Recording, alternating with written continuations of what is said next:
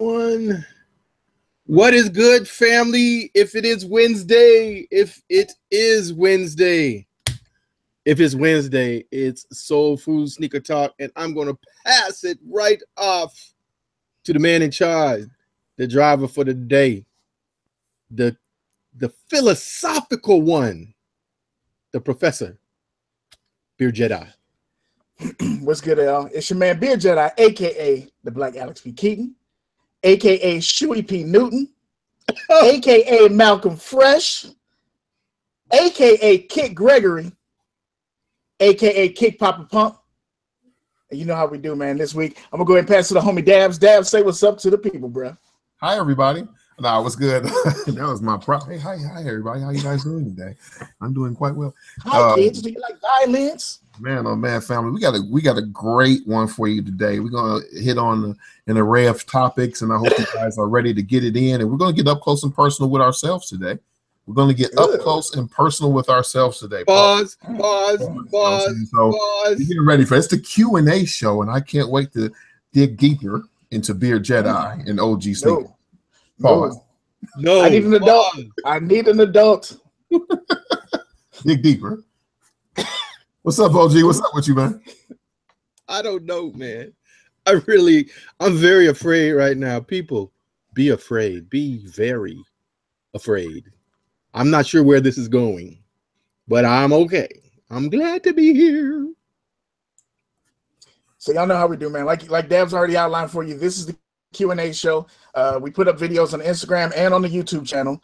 Some of you sent in questions. A lot of y'all hit it right before the bell. So we got a lot of late questions, which means that if you did not submit a question, we will try and get your question from the chat. We're not making any promises because we got a lot of questions this time. I am shocked that no one got way too personal. I appreciate y'all. Thank you. And we'll see what we can do. Please be encouraged to leave your questions in the chat. We'll try and follow along as well. But y'all know how the show rolls. It's time for the appetizer. We got a couple topics as well. But I want to go ahead and do what we normally do and get our pickups. This is easy for me. I have no pickups this week. I was good. I kept my wallet in my pocket. I didn't buy nothing. But OG, what about you, sir? Wait a minute. What about Team Early? Let's see here. Gabriel Kicks 23 is in the building. Cadillac Jackson is in the building. King of Foam and J's and Polos and Tex Galore is in the building. Real World Kicks is in the building. Let's see who else. Don Turner is in the building. Young Civic is in the building. Crease Kicks is in the building all the way from Dubai. Appreciate you, family. Pain 82 is in the building. What up, though? Black ass African. Yeah. I just like saying his name. Black ass African. Wait a minute. Wait, Rob, bruh. God damn it. You need Rob. something other than an R and a different name. Please help us out. And he gave us the vanilla. Hello, everyone. What's good, Rob? And that's rounding out Team Early. I think Timber Stand slid in there. And yeah, okay. So now you were saying. And shout out to Sneaker Files too, who got a question in as well. What did you pick up this week, man? What's the damage? Light work. If you saw the post on IG, you know that I ran up to Philly and hung out with the dude Cadillac Jackson. That was really dope. And we got some cheesesteaks on South Street, and I picked up a pair of Roshis that I can't find right now. I think they were like the Roshi 2s, but they're the all leather joints with the gum bottoms. Nice. It's just a good work shoe that I can wear when I don't feel like wearing any hard shoes. And I picked up these, which I like so much. I just had to wear them. And I think this is the pair that isn't this the same pair you had, Beard? It's similar. It's similar. It is a different pair. Once I saw you with them on foot, I was like, okay, it's a different shoe. But it's still dope. Only $49 in my Foot Locker. It's a better deal than I got. And they actually have a chocolate brown pair that I saw today that I'm probably going to try to pick up this weekend. And y'all know how I feel about this guy right here. Who would that be for the people on the MP3? Oh, yes, for the people on MP3. It is the one and only Julius Irving. The dunking doctor. Dunking on a art sock. Yeah, arts. Yeah, I don't know what I wear this with because I'm not really into the whole, matchy socks and shoes, but I guess maybe the True Blues or the top threes or the French Blue 12s. Radio Raheem's. Yeah, you could do that. They're red, white, and blue, obviously, for Sixer colors, because he's in his Sixers uniform, getting ready to toss it down. So yeah, that was a dope pickup. I saw that we were in the store, and I was like, man, yeah, I need to pick that up. So that was it, light week, which was cool. I was all right with that. Hey, you gotta have them every once in a while, man. You gotta pace yourself. What about you, young brother Dabs? All right, let's get started. Here we go. So $18 at the outlet, leather boys with the Charlotte Hornets kind of colorway. Nice. Yeah, man. I got beef already. I got beef. So you saw that pair and you saw that price and you didn't think to text or nothing? This was the last size. It's facts. Because this dude came up to me, he was like, what size are those? This dude, he worked in the store. He worked there. He was like, what size are those? I didn't see those in the back. I was like, man, here we go, man. Do that again. What size are those? I'm like, man, dude, man, leave me alone, man. I'm like, dude, he's too close too. And my wife and my son was when he was just a little too close. I need a little bit elbow room. And that's what no, that was a little spirit that they had. No, that's facts, man.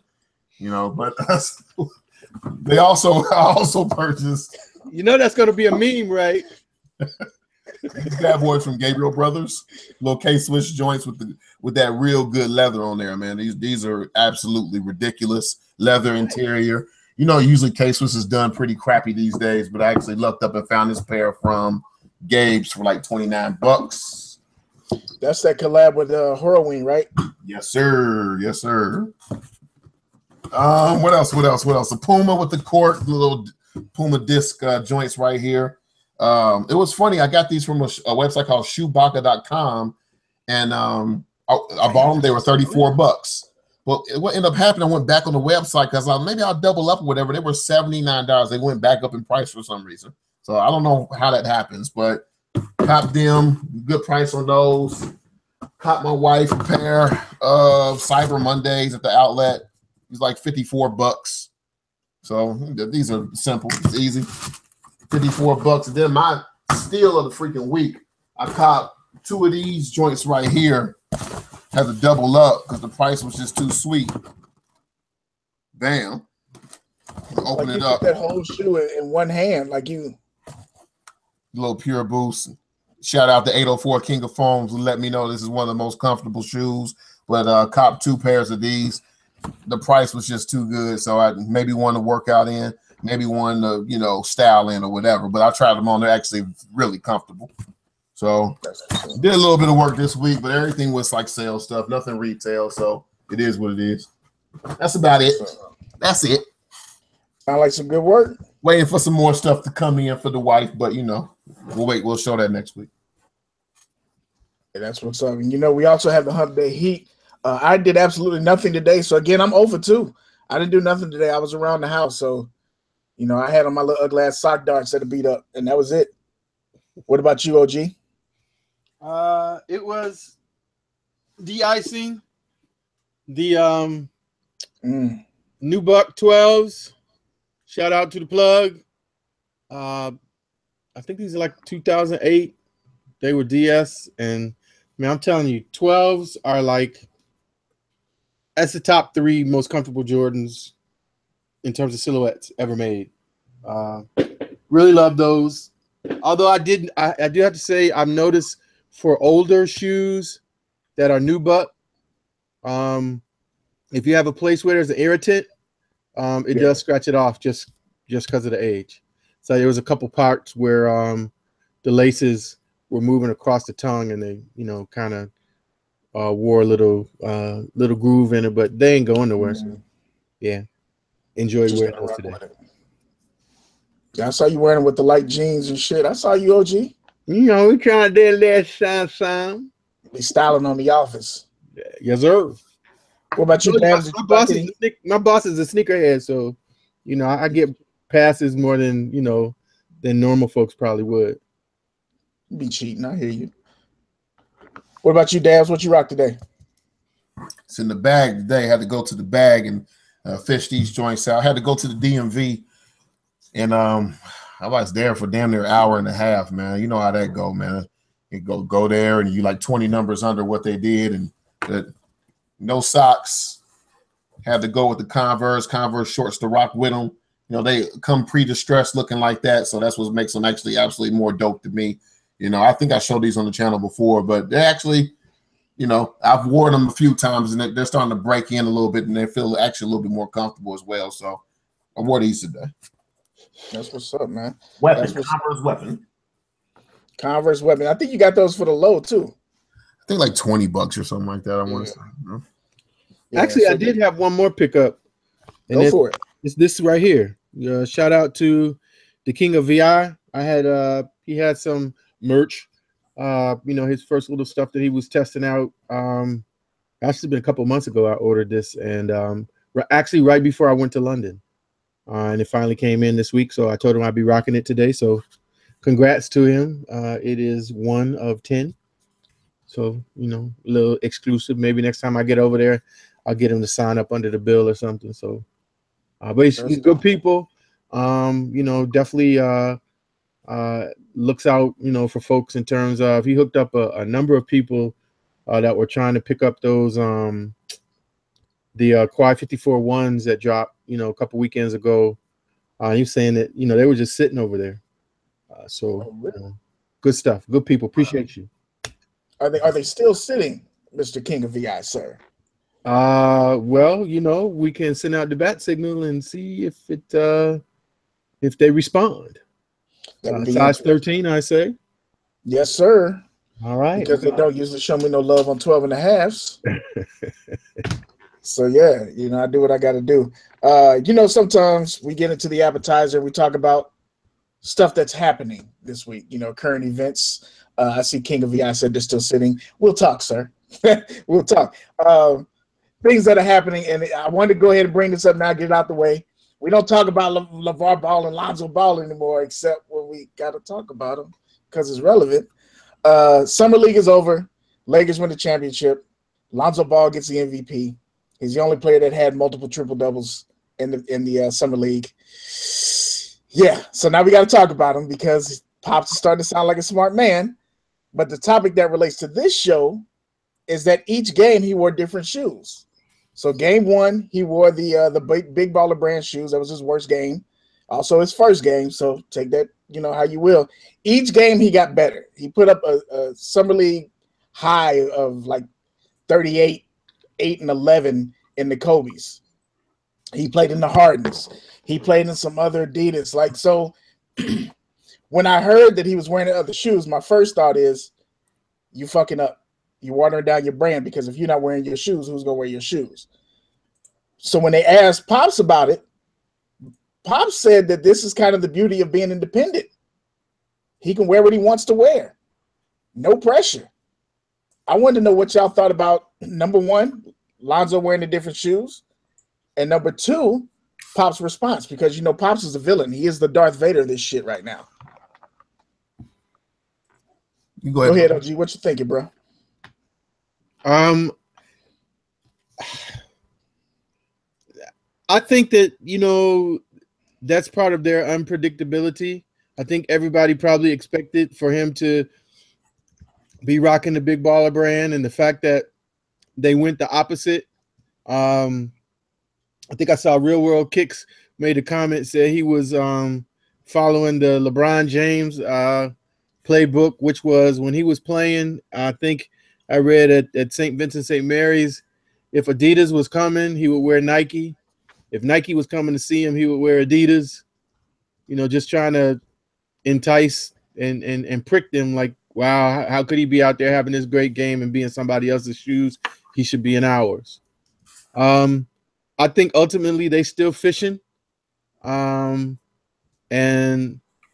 so why not? I think on the downside, you know, I think it also at least raised questions in my mind you know, will the Big Baller brand shoes hold up for 82 games? And, you know, are they proven enough technology? And, you know, your son is, you know, second pick overall. So, you know, I'm sure they got a good Lords of London insurance policy that they purchased, but, you know, you don't want him to be out there hurting himself and potentially shortening his career because it's in some shoes that might be good to walk the streets in, but not necessarily good to play 82 games in. So that was kind of just my initial thoughts. I expect to see the father kind of mellow out a little bit because I don't think that he wants to mess anything up. And I think Magic did what he said he was just, I'm going to pull you off to the side and we're going to sit down someplace and I'm going to holler at you. And as much as his braggadocio, I think that, you know, he got to respect that. You know, I mean, maybe that's me being hopeful more than anything. Because, you know, if he doesn't, you know, this 82 games is a long season and he'll have plenty of opportunities to show his ass. So I don't know. It's going to be interesting to see how he goes forward. I will say this, though. I was very surprised to see him playing those Hardens because that's an LS shoe. It's a lifestyle shoe. It's not even a shoe that's really even supposed to be on the court. That kind of confused me, but hey. Hey, Swaggy P played in those Jordans. I mean, in those Yeezys. Yeah, true that. What about you, Daz? I don't know, man. I don't know if he's on a bit of a damage control type of thing or not. I'm not 100% sure, but you know, with their son wearing different shoes, I like the statement from him alone that's stating like, I am my own man. He's saying it without saying it, which is dope. And in my opinion, the father really doesn't have anything to come back on against that. You know, so that actually makes it dope. My biggest concern is what about Big Baller brand at this point? You know, is this LeVar Ball shoe or what's going on with that? You know, I don't know if the son is fishing for a deal or, you know, looking to get a higher bidder. Was Big Baller brand just a idea to get him more money because they were pretty much looking to pay Lonzo Ball scale, which is about $2 million per year, or $1.5 to $2 million. Now with him having an impressive summer league, having a triple-double a couple of games and being able to score, you know, maybe he can drive that price up now for, you know, Nike, Adidas, or Under Armour to go ahead and throw him some more bread. So who knows what's going on with that. But I like it for Lonzo Ball because it gives him the opportunity to state, I am a man, I'm making my own moves, and my father does not run things. So it was more dope for me for Lonzo. It wasn't really about LeVar. Yeah. Yeah, I thought that was pretty dope, man. I was happy to see him do well. You know, after that first game, you know, everybody was all like, "See, I told you," and then he kind of set into his ways. He figured out how to play, and hey, I'm happy. I want the dude to succeed so bad. I just want him to be great, man, for real. The other NBA thing that I wanted to bring to the table for the appetizer is Nike now has the NBA jersey contract. They have it for the next 8 years. The jerseys will have the swoosh on the front. The Hornets jerseys will have their Jordan jerseys. So they have the Jumpman on the front. And I've seen a lot of comments on social media, people saying, now I can buy jerseys. In other words, now they're going to start buying the jerseys because it's got Nike. Most of your collection is Nike. Do you think that this is like a big win for Nike? Do we see more jerseys coming with more colorways for different shoes to match the jerseys, or is this something that's not really significant to y'all? And Dabs, I know you're the NBA guru, so I'm gonna go with you first. You know, I might be the wrong person to ask because I haven't probably wore a jersey in 20 years. I think the last jersey I bought was a Michigan Wolverines jersey that I do currently still own, which, by the way, was a Nike jersey. You know, I'm a little intrigued to see different designs. I like the NBA. You know, I don't like the direction it's going with these super teams and whatnot, but I guess we'll circle back to the jerseys.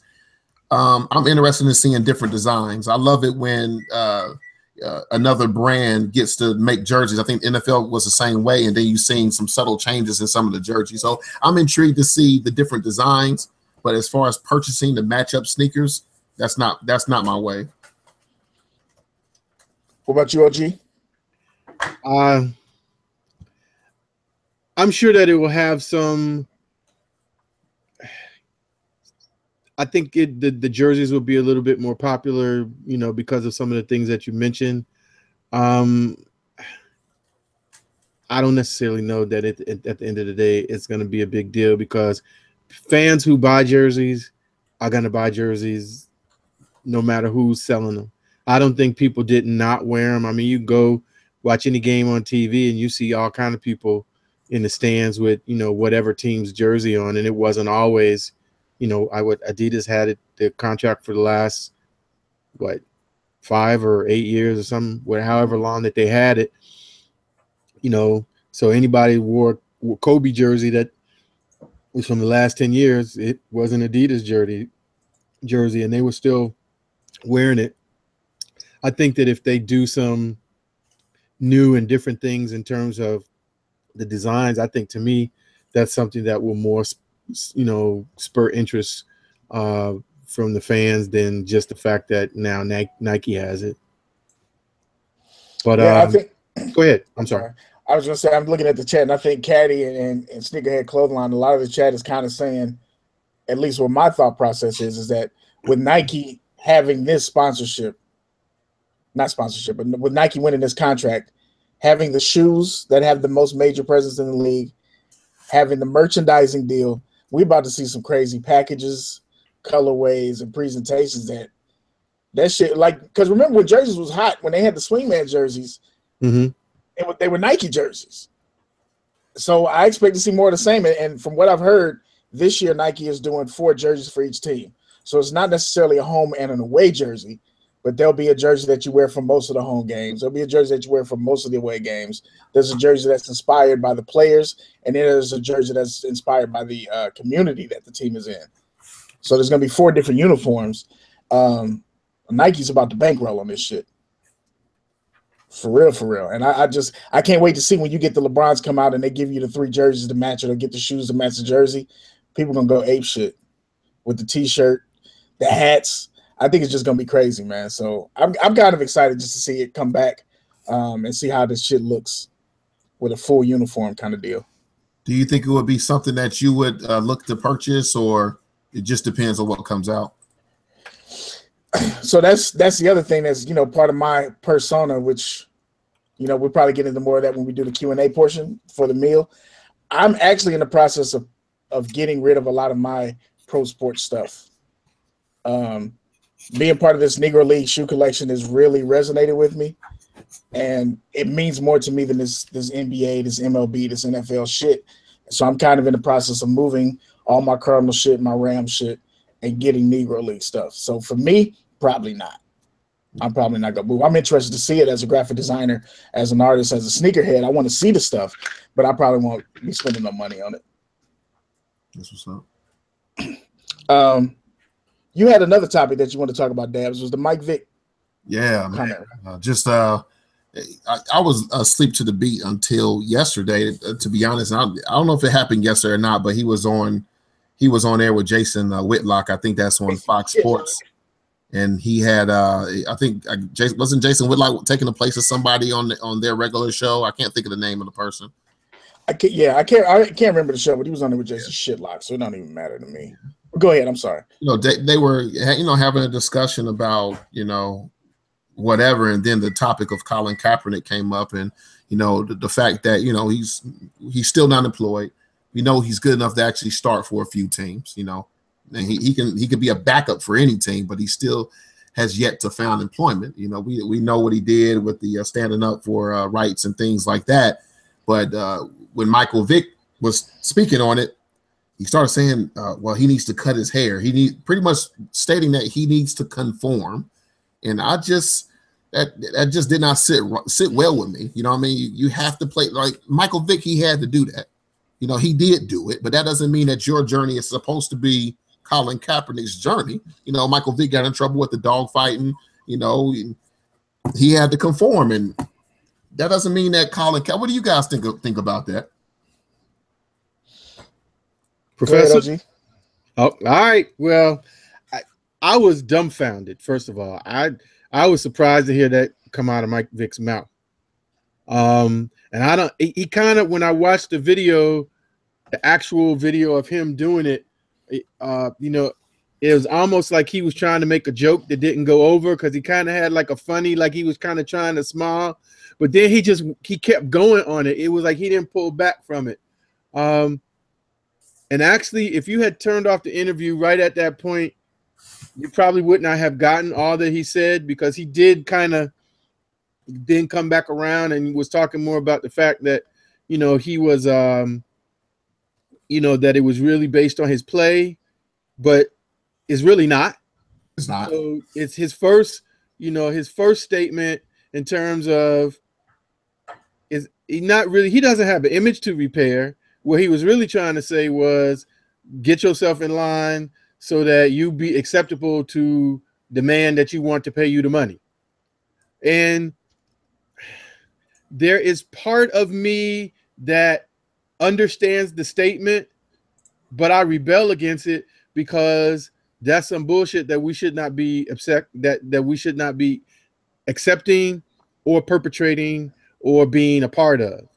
And because of the stance that he took in taking the knee, you can't now turn around, you know, on this side, you're being the rebel about this, but it's like, oh shit, now I gotta get paid. I'm not gonna say you can't, but it makes it more difficult for those two things to coexist in the same place. If I had been Kaepernick, I would have, the only response I would have given was I probably would have made a post that I said, I think I heard somebody saying my name, but I didn't hear what they said. And then I wouldn't have said anything else about it. I thought Kaepernick's response was actually pretty strong. I think he was talking about Stockholm syndrome. And I think that was based off, and this is what I listened to earlier today. Well, the Stockholm syndrome was actually about a bank robbery in which, you know, the people felt compassion for the bank robbers. You know, so I don't know. It just, out of everybody, that to me, that would be like Allen Iverson telling people you got to practice and you got to wear a suit. That's what it feels like to me. You know what I mean? It feels really strange to come from that source. I can see if it came from Russell Wilson or, whoever, you know what I'm saying? But to come from Mike Vick, you know, you should be able to feel that, in my opinion, especially when you got pretty much your ass beat by the NFL, you know? So I don't know. This felt really weird coming from him, you know? I don't know. Hey man, we always got agents. You know what I'm saying? And when you go through the shit Mike Vick did, sometimes they change you. And I feel like he got changed through this whole process.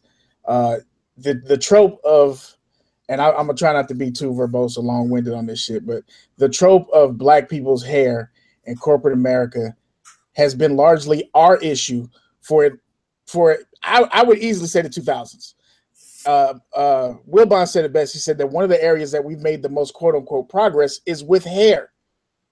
But that's the sad part. You know, you can see a brother working in corporate America with locks down his back or some shit like that. Now it's acceptable. It's normal. That's where you don't see the resistance. You see this shit in these little punk pussy ass schools in grade school, but the problem that we have is our shit, and we always do this to ourselves, whether it's fucking Steve Harvey going down to Morehouse and doing the goddamn cut your hair drive, or if we got Mike Vick, who used to wear cornrows in the league, telling the man that he needs to cut his hair, and then backtracking and saying, well, that has nothing to do with why you don't have a job. Then why the fuck did you suggest it? Why do we keep giving these guys platforms to talk down to us, and especially when they've been through some other bullshit? And Mike Vick, you sitting there on TV with your contract and getting paid for whatever you're getting paid, and they're using you because you had an issue, and now they're trying to compare you to some other bullshit. You committed a crime. Mm-hmm. Kaepernick didn't commit a crime, but they brought you on here to talk about this shit. Ray Lewis, you didn't beat a woman. When Ray Rice got caught on that bullshit, they brought you on there to talk about it. They do that with us. Ben Roethlisberger has never been asked to talk about anybody's crime, and he done raped 2 or 3 women. So, you know, I'm just like, y'all motherfuckers are being used and y'all selling out for a check, and I'm so tired of it. Like, when I have this conversation, even outside of sports, it's a dude, I think I mentioned this on the show before. It's a guy that works at a little store here in Austin. And I was talking to him. He got a promotion, a little young cat. And I was like, hey, you know, congrats, brother. And I remember your hair was long like mine, you know. You got the new cut. He's like, yeah, well, you know, one of the guys mentioned to me that he kind of suggested that maybe I should cut my hair. And I'm like, who the fuck said that? He was like, oh, it was this young brother that's a manager. You know, he was just saying that maybe I should cut my hair. And I said, why? He's like, well, you know, because people don't take me seriously. You know, I've been in here and people are asking for a manager, and I tell them I'm a manager, and they don't take me seriously. I said, no, they don't take you seriously, probably because of the way you're presenting yourself with your confidence, but also you're fucking 19. You're 19, bro. So when they're asking for the manager of a store, they're not thinking you're the manager of the store. It has nothing to do with your hair. He's like, yeah, but I went ahead and cut it because I mean I kind of understand him. And I was like, well, you know what? You lost. I can't have that conversation with you. You bought the Kool-Aid. You drunk it in the whole nine. But the best job I've ever had in my life, in my 40 plus years living, I had locks down to the bottom of my back. I made the most money I ever made. So I don't, you know, I get tired of seeing that shit, man. And we look at these cases. Go ahead. No, I was going to say, I think it's a personal decision. Mm-hmm. I agree with everything that you said. I think if you do choose to do it, you choose to do it because that's how you want to navigate the waters, and not, you know, I've worked inside, you know, my job that I've been on for going on 27 years with locks and without. Mm-hmm. So, you know, but you have to navigate that place. And, you know, when I had locks, you know, I went to the same meetings, I wore the same suits and the same, you know, and the same guy sat down at the table and, you know, did what he had to do and kept it moving. But I was disappointed. I wouldn't have necessarily even have had an issue if that had come up somewhere in the conversation. Right. But the fact that it was the first thing out the gate and of who it was coming from, you know, was just very, it was very disappointing. But he looks, you know, like when I really am into like reading body language and stuff like that. And he, at least on that interview, he had a really very like a person that's all his swag is gone. I mean, just completely defeated. So in some respects, you know, maybe it's not necessarily not necessarily surprising. But the other thing that I don't think they spent very much time talking about in this conversation was the fact that, you know, people believe what they want to believe. And if you choose to agree with them, you can. If you choose to disagree with them, that's what this country is built on. You know, every man, woman, you know, can have their own opinion. That's democracy, freedom of speech, and all of that. And the fact that, you know, this guy, because people saying, oh, he had a crappy year and he didn't play good. Yeah. What are there? How many quarterbacks are there in the NFL between starters and backups? Probably 30 plus, somewhere around in there. Oh, easily. Even on his worst day, he's in the upper 50%. Right, I agree. So the fact that he's not working has to do with what he did. Absolutely. Point blank and the period. They ain't got nothing to do with, well, he didn't play that well. Nah. Yeah. That dude stood up for something that he believed in, and people are making him pay the price for that. That's craziness to me. I mean, that's not cool. That's crazy. That's not cool at all. You know what I'm saying? Because for what he was doing, I mean, I don't know how people can be that offended to the point to where they don't want to give him opportunity.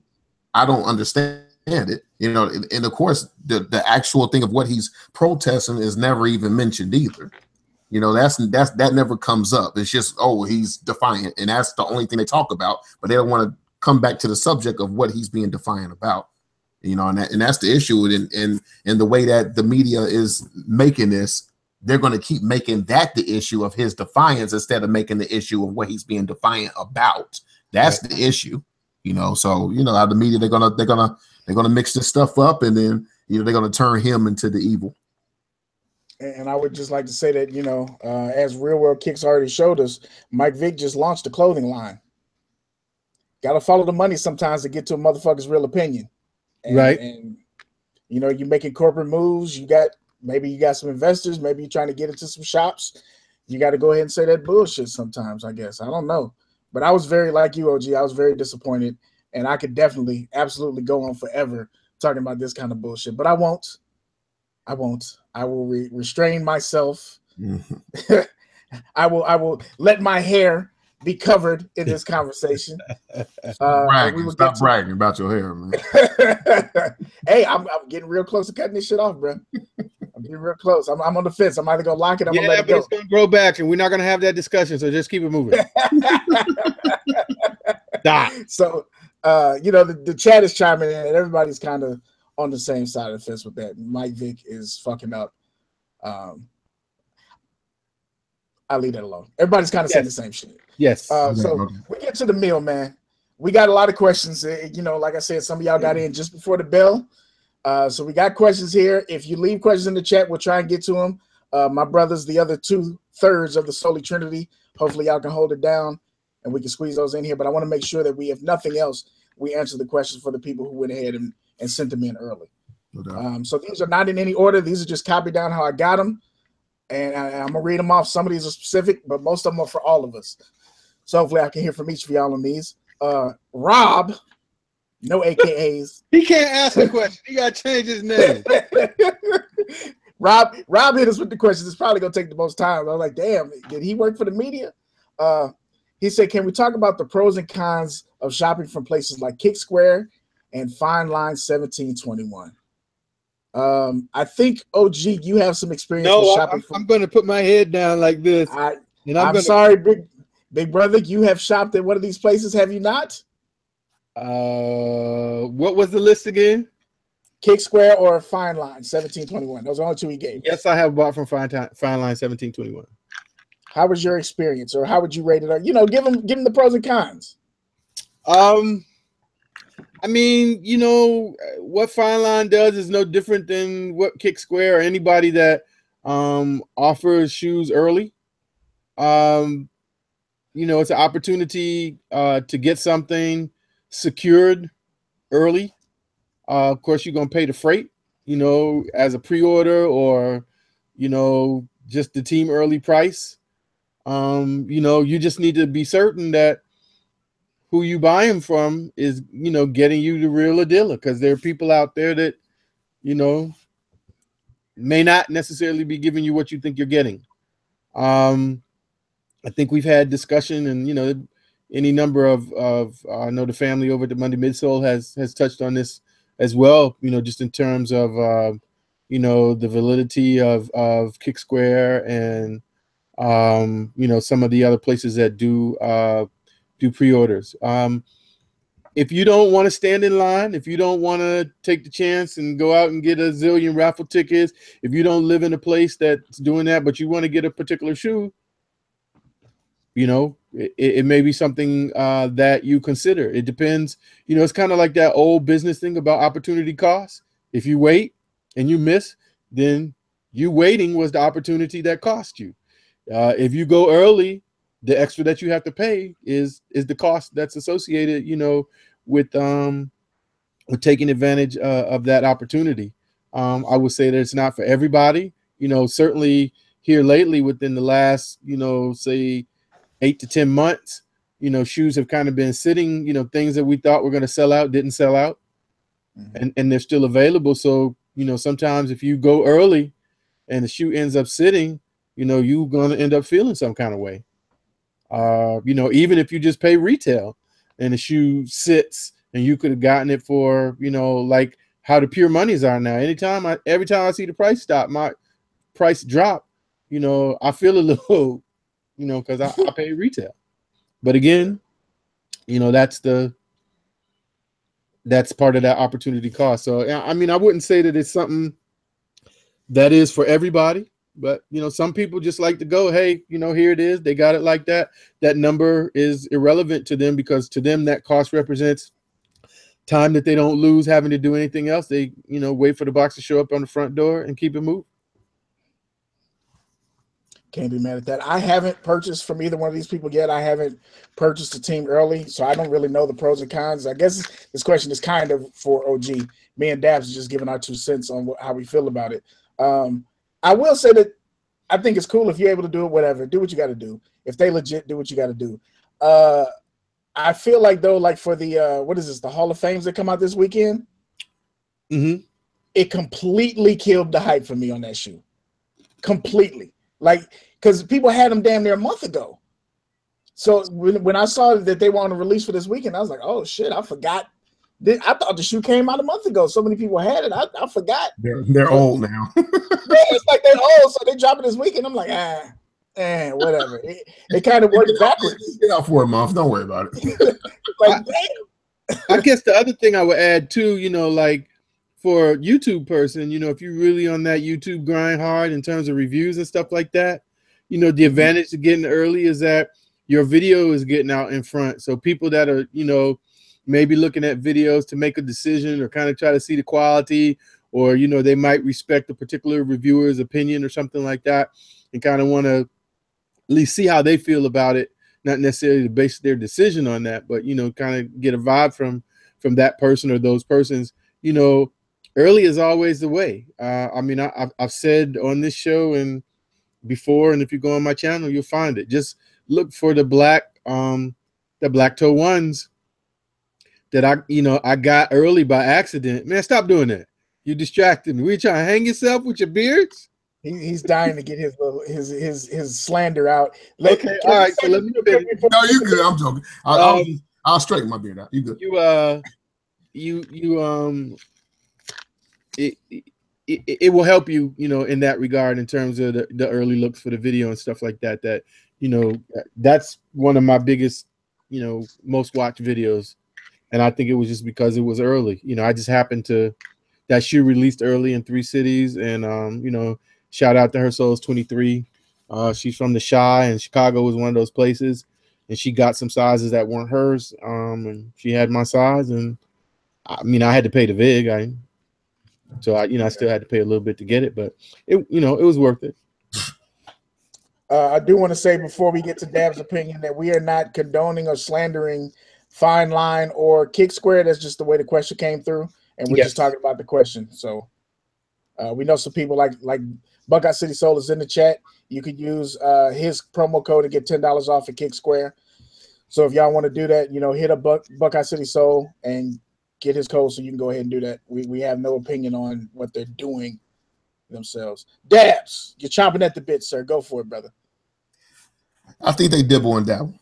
That's my personal opinion.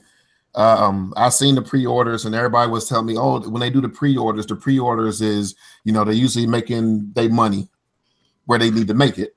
But for me, I remember, I think OG was telling me about, some retailers have legacy accounts, and they will get rid of whatever pairs to whoever wants to buy them early or got the relationship or whatever. I don't know the legacy price. It could be 120, it could be 130, it could be 140. But for me, it does not make sense for a retailer to let go of a shoe without having at least a chance at letting those shoes go at retail price. It just does not make sense to me. I would think that, if I'm going to sell these shoes, say, I'm selling this cat for 140, they cost 190. You're not going to give your business a chance to make that additional $50. It makes no sense to me. And the cost is not 190 though.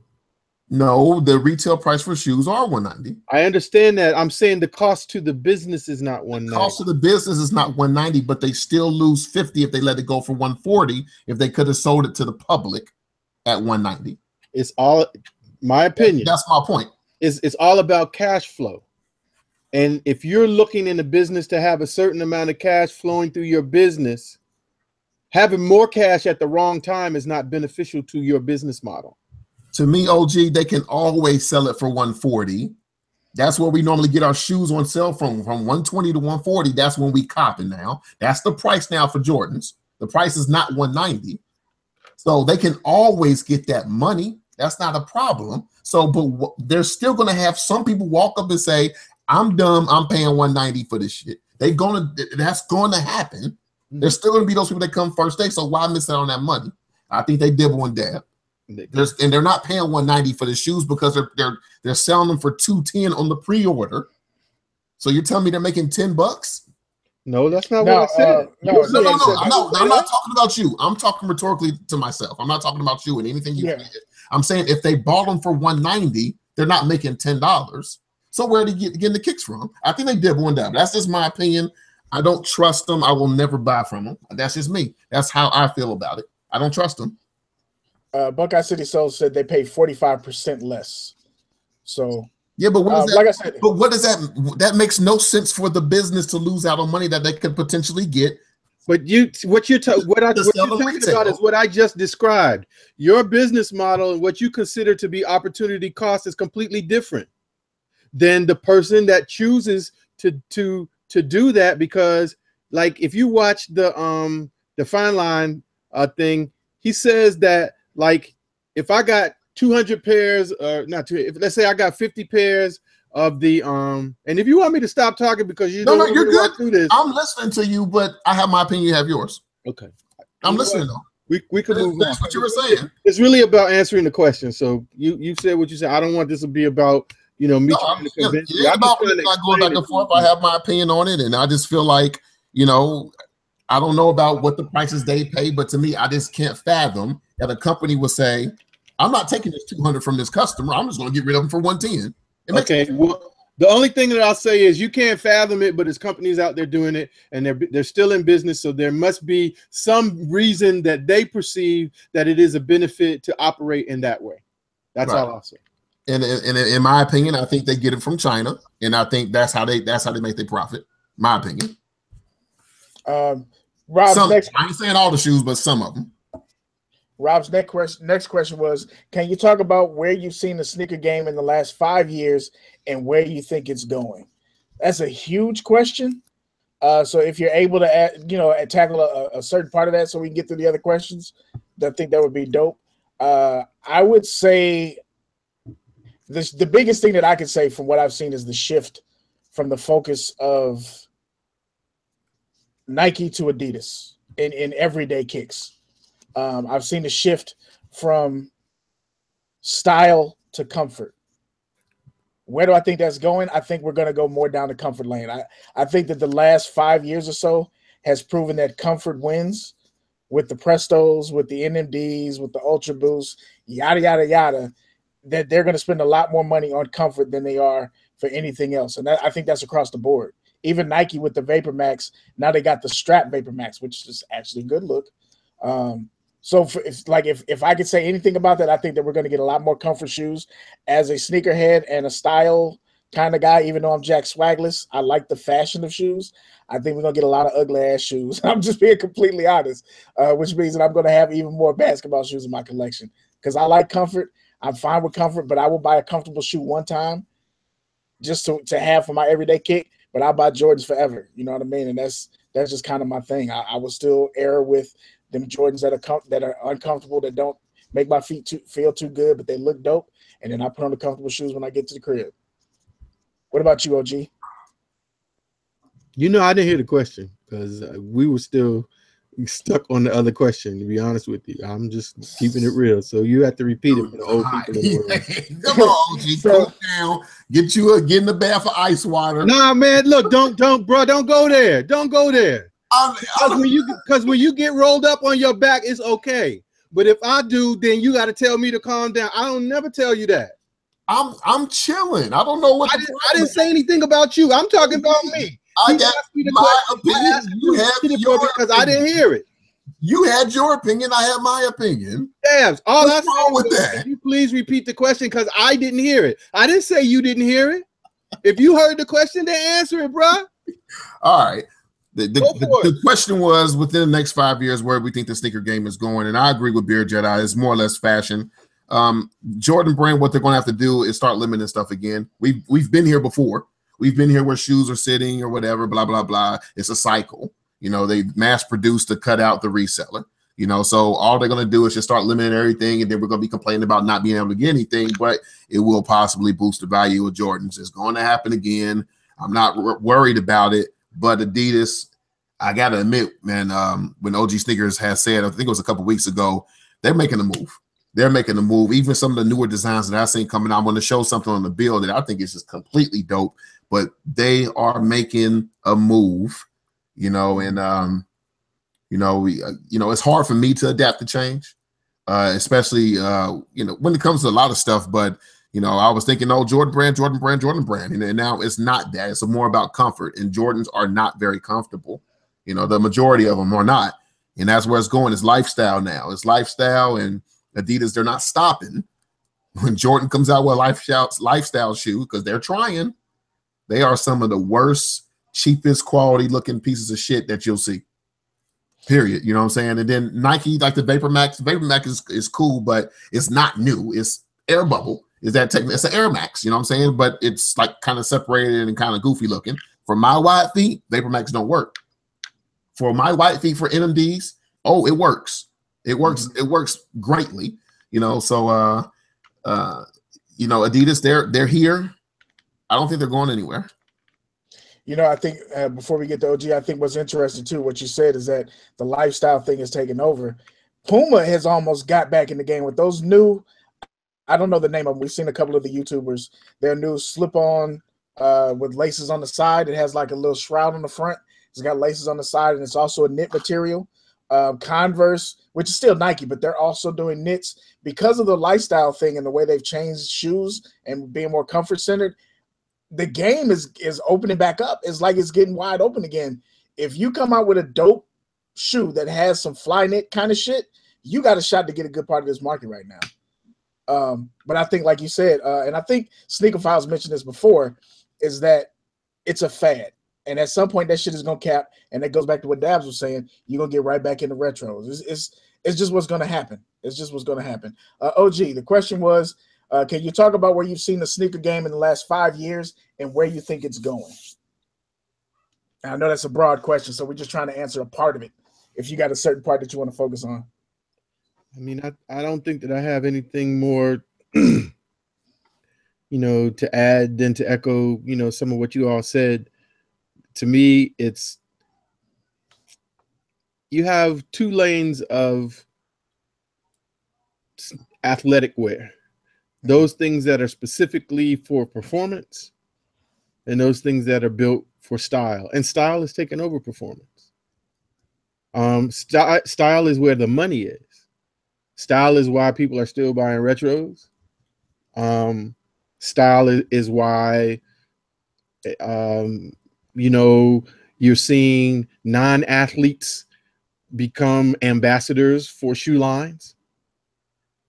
Because in the past, you non-athletes may have worn the shoes, but you see nobody, you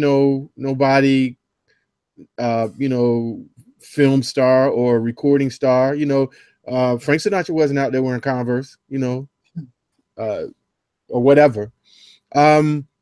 So I mean, if you follow those trends, every time I turn around, I see some post about, you know, some rapper or somebody who's going to be, you know, a brand ambassador for a shoe company. Is because they're trying to sprinkle that person's swag, you know, to move their business, because that's where people are looking. And I think the other piece, Beard, you hit the nail on the head, is comfort. Because, like, you know, for people in my generation, you know, I mean, I think all people want comfort, but, you know, certainly, you know, that still, you know, appreciate and love to rock sneakers.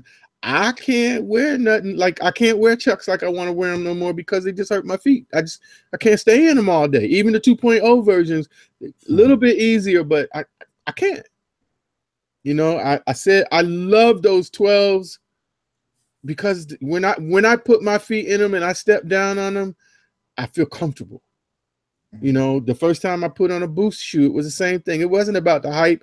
The hype was real. I mean, it was comfortable. And I would say the same thing for their bounce technology too, which they don't talk a lot about. And you know, I don't know if they promote it in the shoes as much as they do the Boost, but that shit is comfortable too. Way comfortable. So, you know, I think really style is winning the day. You're always going to have performance, and those performance shoes that are stylish are going to get everybody. So when they drop, you know, the next whoever shoe and everybody is hyped about the way it looks and it performs, that's the win-win, because you're going to see it on the court, because it's going to allow, you know, the people to play in it and get the performance that they want. And at the same time, they just pull out a fresh pair and walk out of the arena, you know, and go to party.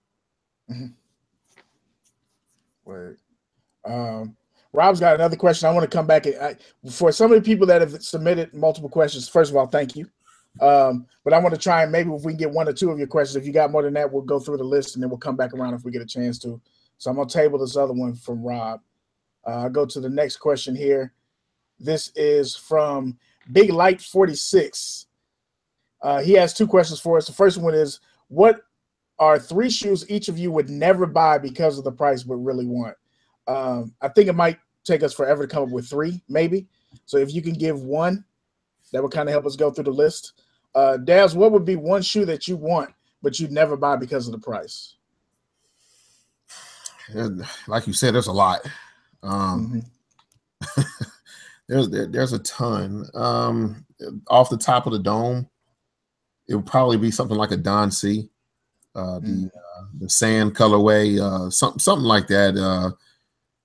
But there's a lot of stuff out there in which the prices just go crazy. I think like for me, my price point, anything over 500 to me, I just, that's not in consideration. Really, anything over 3, I never paid resale for anything. So to be honest, anything over 250, I've never paid more than 250 for a pair of shoes.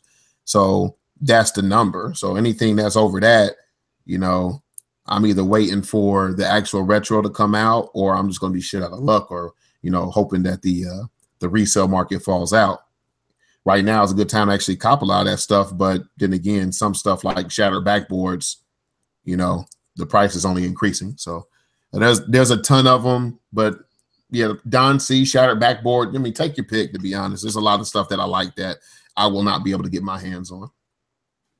Yeah, I think that some of these are predictable, like Black Ass African Real World Kicks. They both said mags. I would definitely say the mags. 804 said the frags. Hopefully, I'm not stealing any of OG's. OG, matter of fact, let's get to yours, OG. What's one shoe? Anything over $1,000. Cars. The cars for us. Yeah. Any wings for that matter. The wing 12s. Which I think are probably like maybe in the 900. Wow, they dropped tremendously. I think they're right around 5-6 now. I want to say. Really? Yeah. Wow. I didn't realize they have fallen that much. But shoes like that. I have paid retail price for some shoes, or paid resale price, but I've never paid over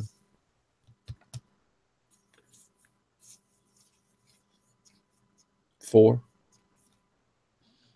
Yeah, I mean, the ones that people are mentioning, those are shoes that would definitely be on the list, and that's without question. Like, frags are dope, but I've got a pair of bootleg reverse frags coming that I got custom. It did cost me that goddamn much money. I'm not paying $1,000 for no shoe. I think for me though, and I've said this on another show, would probably be the Yeezys, the Nike Yeezys, either the Solar or the Red Octobers.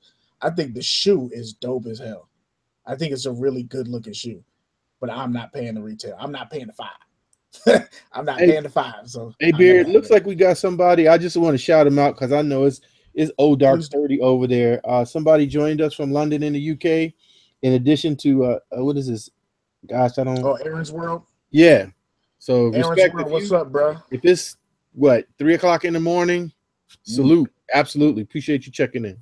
Hey, for real, man. We got a lot of UK folks, man. That's dope. Why the hell would anybody want mags? Real talk. Sentimental.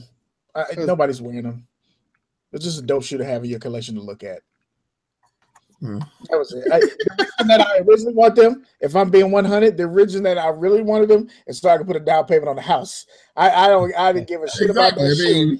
Yeah, I didn't give a shit about that shoe. I love the movie, but that shoe didn't mean shit to me but resale. That was all dollar signs for me.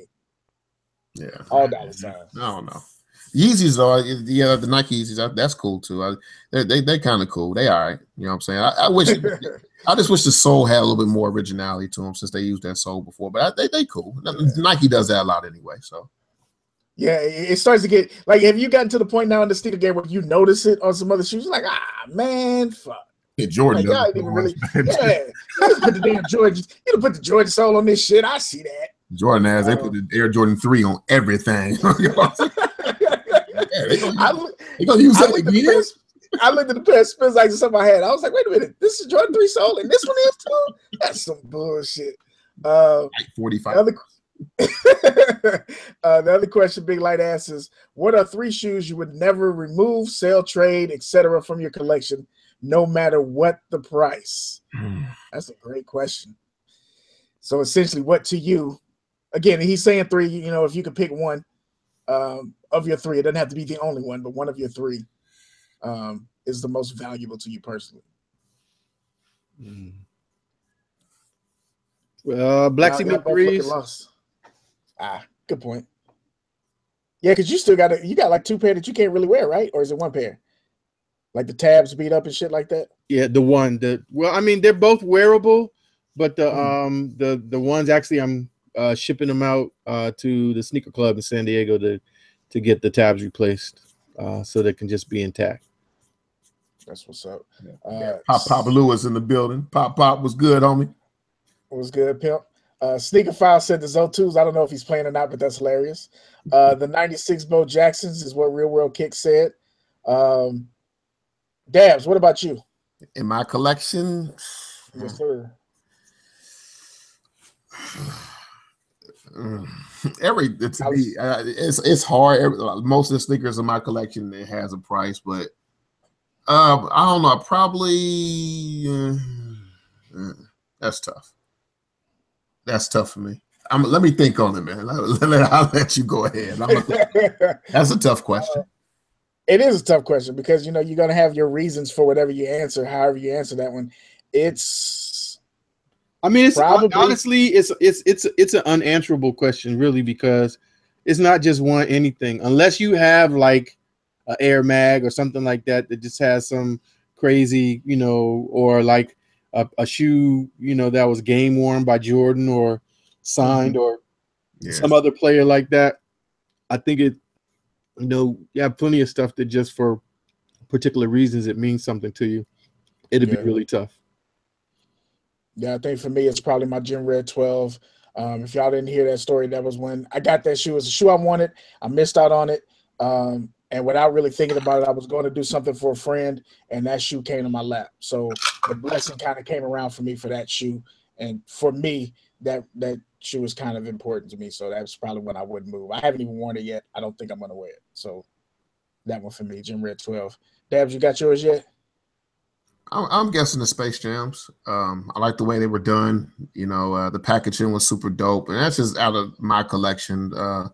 I almost was gonna say the gold 6s, but you know, I won't wear those. So you know, that's nothing that I guess I'm more starting to get into the mode. I gotta wear my stuff. So anything that I'm not wearing, I don't know. You know what I mean? It's just not. You know, I want to wear my stuff, and I'm going towards that direction.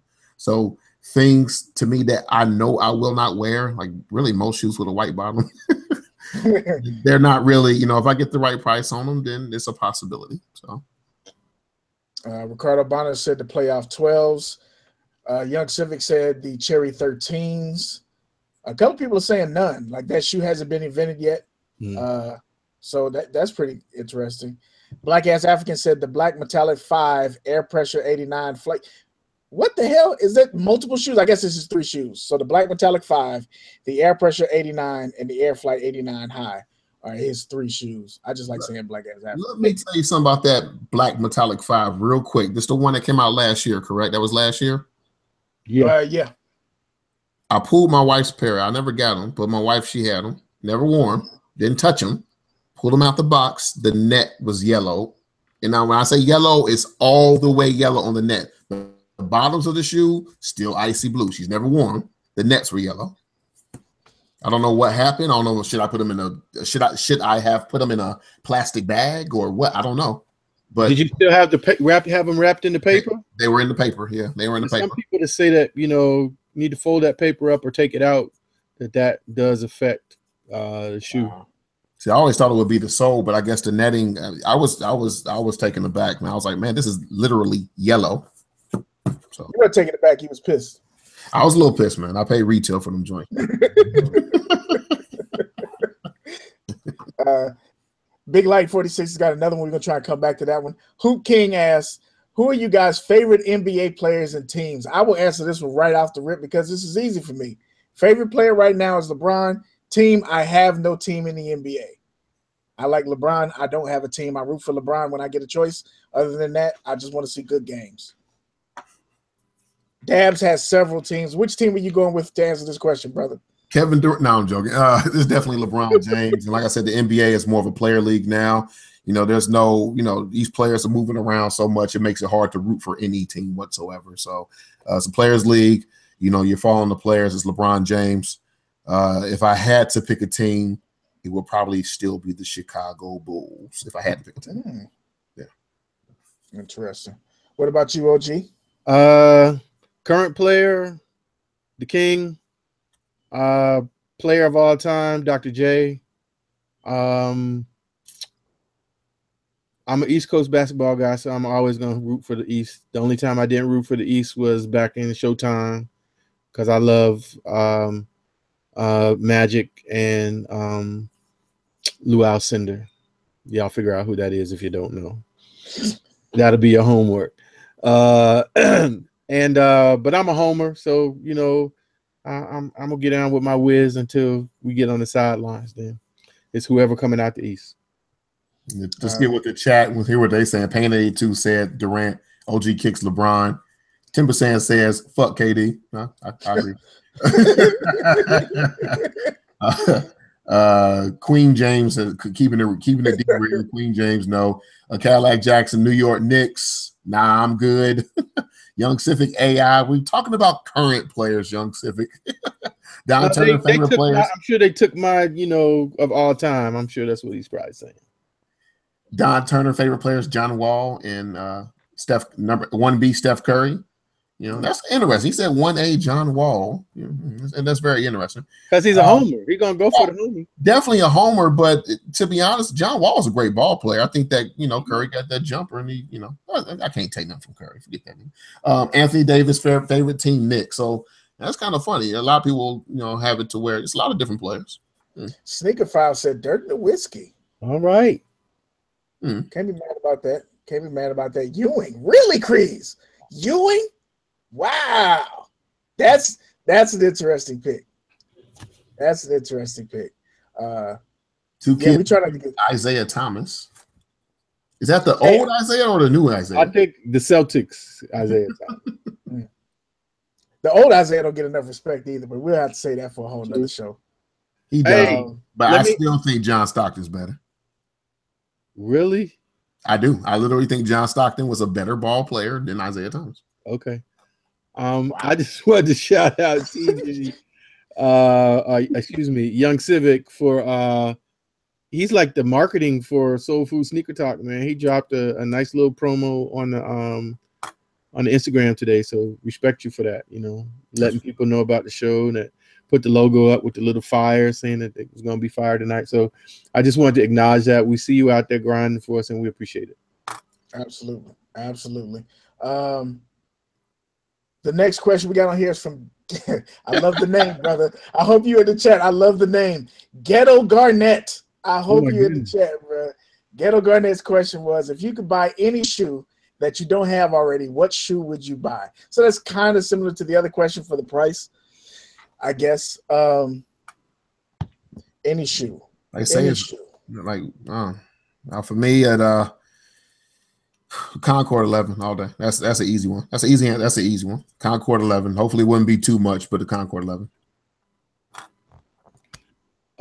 Right now, Beard, I need a pair a size 12 of those Satchel Paige Air Max 90s.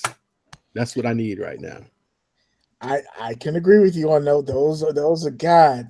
When I saw that show, I was like, oh my God. Like out of all the ones that we've been looking at, that's the one that they hit out the park. Yes, that's sir. the one they hit out the park, man. We might get a picture of that up for y'all by the end of the show.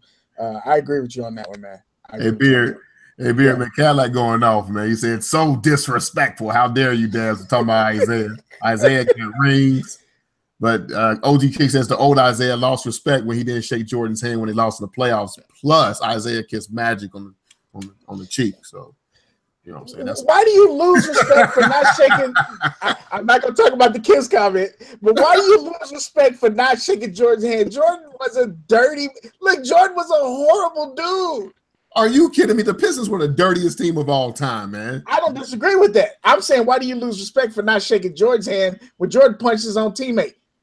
You just whooped my ass again and stopped me from getting another ring. They punched Jordan in the mouth, and then they said when Jordan finally conquered him. Wait a minute, aren't you the same dude that says you complain about these players today? You know, going out and having dinner together and having all this fun, and now you mad because dude didn't shake somebody's hand? Really? He said that's the chat. I'm going off with the chat said. Oh, okay.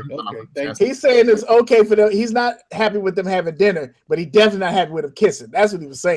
You know what? I don't want Isaiah kissing Magic, man. I ain't for that. Isaiah,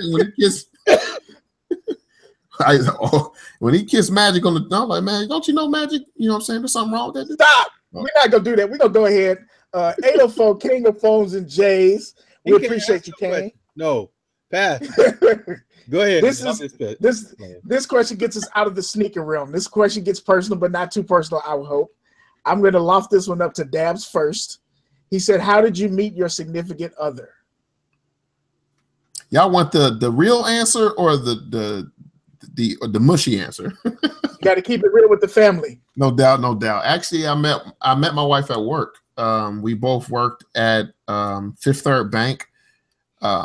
And I met her there. Actually, but the funny thing about it, we went to the same high school, but she was in 12th grade and I was in 10th. And she was pretty much leaving the school. She didn't stay at school all day, so I'd never really seen her at school or whatever. You know, but she probably wouldn't have gave me no time anyway. She was a popular kid, and I was just coming in with milk on my tongue. But yeah. So we finally caught up at work, and I didn't know that she went to the same high school or whatever. But it just clicked. It just clicked, man. You know what I'm saying? I embarrassed her a little bit, but I just wasn't overly aggressive. And, you know, she fell for my fake charm. You know what I'm saying? That's that fake charm. You know what I mean? You got to, you know, when you meet a girl, fellas, in the chat, you know, especially young fellas, don't go in for the kill. You know what I'm saying? You know, especially if you like the girlfriend, don't go in for the kill. You know what I'm saying? Just take your time and relax. You know what I'm saying? Young people in the chat, the old guys, they might not know that or they don't care anymore. You know what I'm saying? And they're just going to smash and dash, you know. But if you want something worthwhile, Timber Stan says, show him the receipt. Ricardo Bonner said he known his significant other since 3rd grade. So that's dope. Fire, bro. That's fire. Sneaker File said, I met my lady camping out for 3 days for the Galaxy phones. Damn. So y'all was catching each other with all the morning breath and the crumbs in the eyes and the whole nine. That was love. Is he joking? You know, Sneaker File's got jokes. Sneaker Files got mad jokes, bro. I'm just reading the man's comment. They go in. I met my wife on farmersonly.com. You stupid, Don Turner. You know, interestingly enough, I did meet my wife online. Oh, really? There was a site that you know, old heads might know, called blackplanet.com. I knew that's what you were going to say. Blackplanet.com. We were in a chat. It was a group of people that I always knew, and we were chatting, and she came in there. And the first thing I noticed is that when she came in the chat, the whole room took notice. It was like, hey, what's going on? What's going on? I was like, okay, so it's something special. And then I made a comment, and she commented back, and we started having our own conversation in the middle of the conversation. So I said, yo, let's chat it up. And we chatted it up. And at the time, I worked for a travel agency, so that chat became an everyday chat. All day during work and the whole nine. And then because I worked for the travel agency, I started making trips. So I made my first trip out there to see her, and then that became the thing. So we courted using the old word. We courted for a year. I made like 2 or 3 trips out there. I do like the word courted. Courted. You got to use courted. That means you did some work, brothers. And it wasn't smart the way I went in. Like, she was a college student. I was working, had my job, and she wanted to go home to visit her folks for Thanksgiving. I gave her a credit card, one of my credit cards. Boom. Put the trip on there. Go see your folks. I drove down, visited the folks, the whole nine. When I graduated college in 2004, she came out that Friday. Yeah, I know I'm old. She came out. She graduated and flew down that Friday. We got our marriage certificate that Friday. We got married the following Wednesday, and that's 13 years ago. So I put in that work, conversations and all that good shit. What's funny about that is that we still communicate better through a message or a text than we do sitting face to face. Like, that's the comfort. So it's real weird. But yeah, I met online. 13 years in, huh? 13 years and 14 years knowing her. That's what's up. I'm 18 in, and yeah, OG. I'm ready to hear OG story. I got to hear OG's story, bro, because this story come in black and white. Come with a tube television set. Give it to us, OG. When y'all met on the stage, Coach.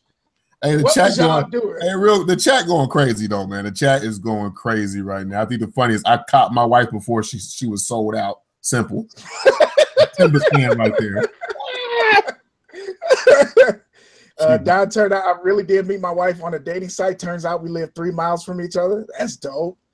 That's dope. Met my wife while I was training her parents' dogs. They said we would like for you to meet our daughter, and it worked out. That's what's up, young Civic. Okay.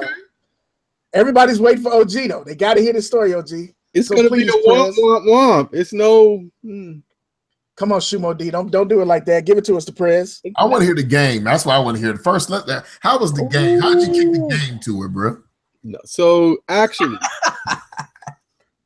I used to work with a cat that came into my office, and I had to I had to background him, and the office that he came from was where my wife worked, but I wasn't trying to holler at her.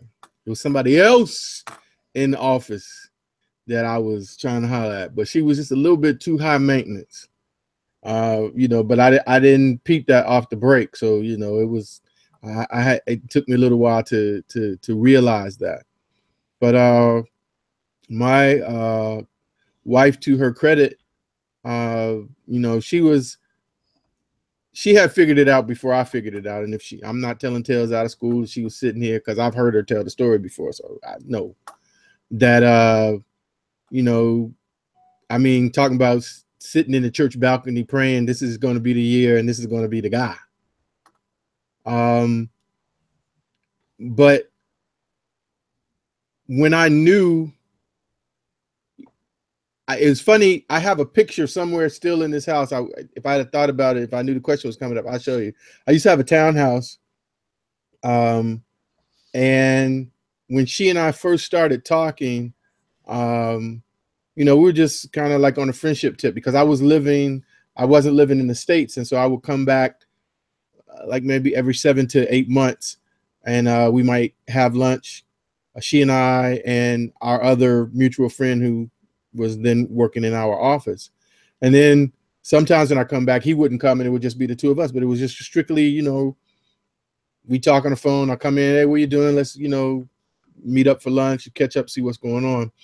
But when I came back to the States for good and I was looking for places, she's like, well, I'm really familiar with the area because she's a native Washingtonian, and my wife is like a human GPS. If I get really, really lost, if I'm in this area, I'll call her and she can call out street names and tell you the color of garbage cans and all that shit and get me where I need to go. But at any rate, I had a housewarming, and there's a picture that I have, and it's 5 women in this picture, and all 5 of them was there for me. Damn! Hold on, time out. Let me go ahead. Here. This is yours, sir. Have that. It will never happen again. It was catching lightning in a bottle. Trust me when I tell you. But to her credit, macaroni. She she hung in there, and that was actually the beginning of the cut down. And she was the last queen standing, and she was the right queen. And on the steps of that same townhouse was where I proposed to her. Wow. I don't know what happened to the message. Real World Kick said OG. What do you say? OG Bunny something. I was like, what? It was retracted though. Hugh Hefner. Yeah. He thought better, but it's all good. But heard they called you Sweet Dick Willie. Oh, come on, Buckman. That was a long time ago in a land far, far away. We're coming up on 20. 2 years together, 20 years married. That's dope. That's real dope, man. That's real dope, man. Great question, 804. We appreciate that, brother. That was a great question. Hey, Dear Jedi, I got something from the chat real quick. Please do. Hurt 92 TV had asked a little follow-up question, I guess, to it. How does our other half accept our shoe habit? My wife is, I think, because of how we met and she's seen me hustle. I'm a hustler by nature, man. I'm not gonna be without long, and she knows that I'm not gonna have us without shit. She don't sweat it. She don't get it. She probably thinks that I have 75 of the same pair of shoes behind me. She don't get it. But you know, she's fine with it. You know, she don't give me no questions when I order shoes, box show up. I don't have any issues with that. She's not into shoes at all, though. If she sees something that she likes, she'll tell me about it, and I go find it, and that's pretty much it. That's what's up. Well, for me personally, you know, my wife, she does kicking me static sometimes because, you know, it starts to get ridiculous when you run out of spaces to put your stuff.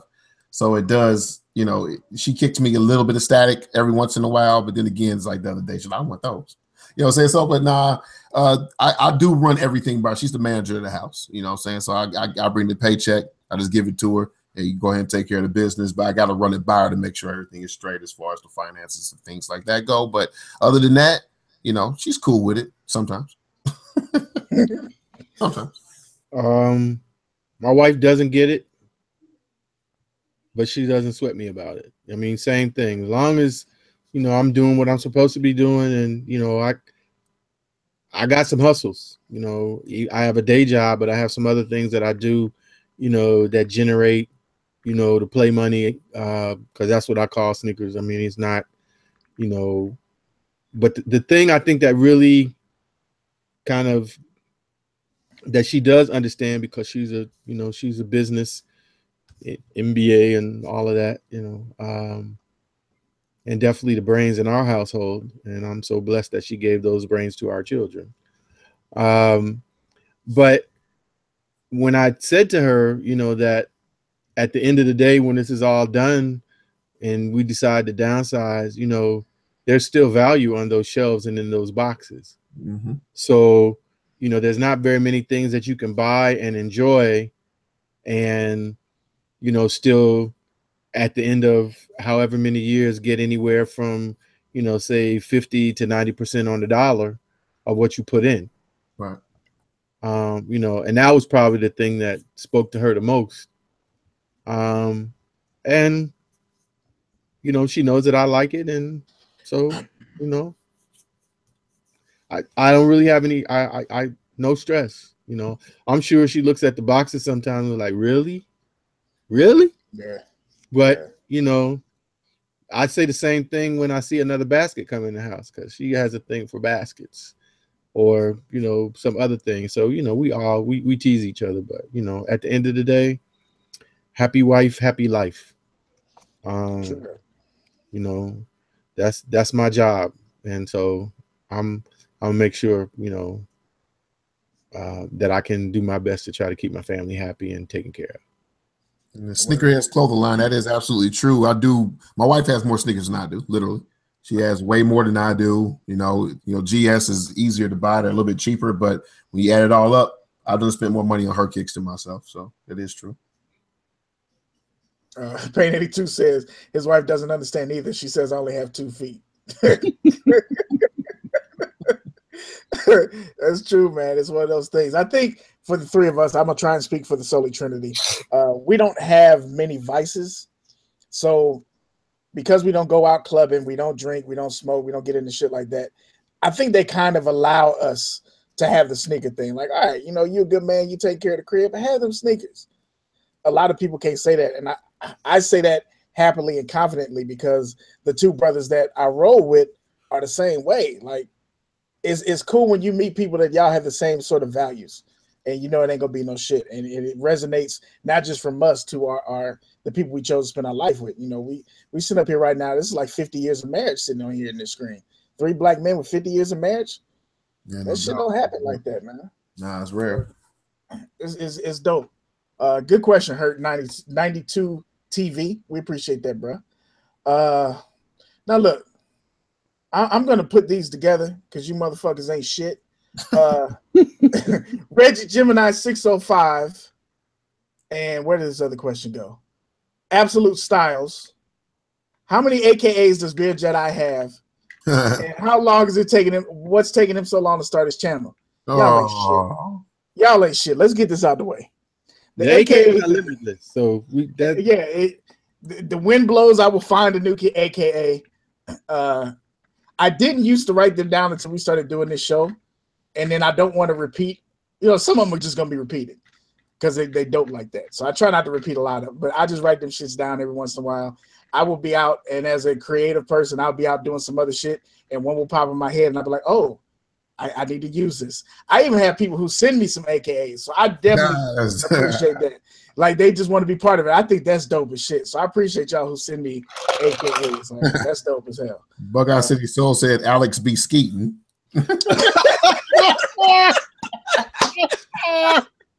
That's funny. Hilarious. Hilarious. That's I appreciate that. That's dope shit. What's taking me so long to start my sneaker channel? All right. So I gave y'all the alley-oop. I said once the Solefood Sneakertalk channel gets 200 subs, I would put up a video on the channel. I don't necessarily want to have my own channel. There's several reasons why, but the main reason is that I don't think that I have enough to offer to the sneaker community to have my own channel. And because of that, I don't want to be one of those people that starts a channel and then 6 months later they're talking about, I had life happen and I'm back, and then they leave again and they come back 6 months later. I'm back again, sorry for the delay, and then they leave. Like, I've subscribed to several people like that, and it pisses me off that you leave in every. I subscribed to somebody the other day. They had just put up like 5 or 6 videos, like they were frequent every week, and then they disappeared. And I was like, what the fuck happened? What happened again? Again, there's people I follow right now. I rock with them doing sneaker reviews. I wanted to give them a shout out, but they disappear. I understand life happens. Life is real. Life is so real, bro. Anything can happen. Their mama could have died. Life is so real, bro. That wouldn't bother me too much, man. I would miss them, but I don't know if it, I would understand, like, oh, Beer Jedi, he got a channel. You know what I'm saying? Oh, it's been a month.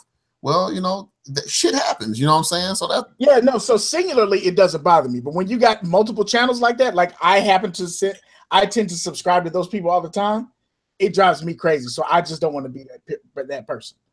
So that's what's going on with that. But like I said, if we get to 200, I'll put it up. So if y'all, a lot of people in here, a lot of y'all probably not subscribed. Subscribe to the Solefood Sneaker Talk. I will probably put up videos on this channel. I don't think I'll ever have my own YouTube channel. I don't think I'm interested enough for that shit to be. You see that 2 kids and kicks question? No, I didn't. What did it say? Real quick, most expensive shoe and what's your next cop?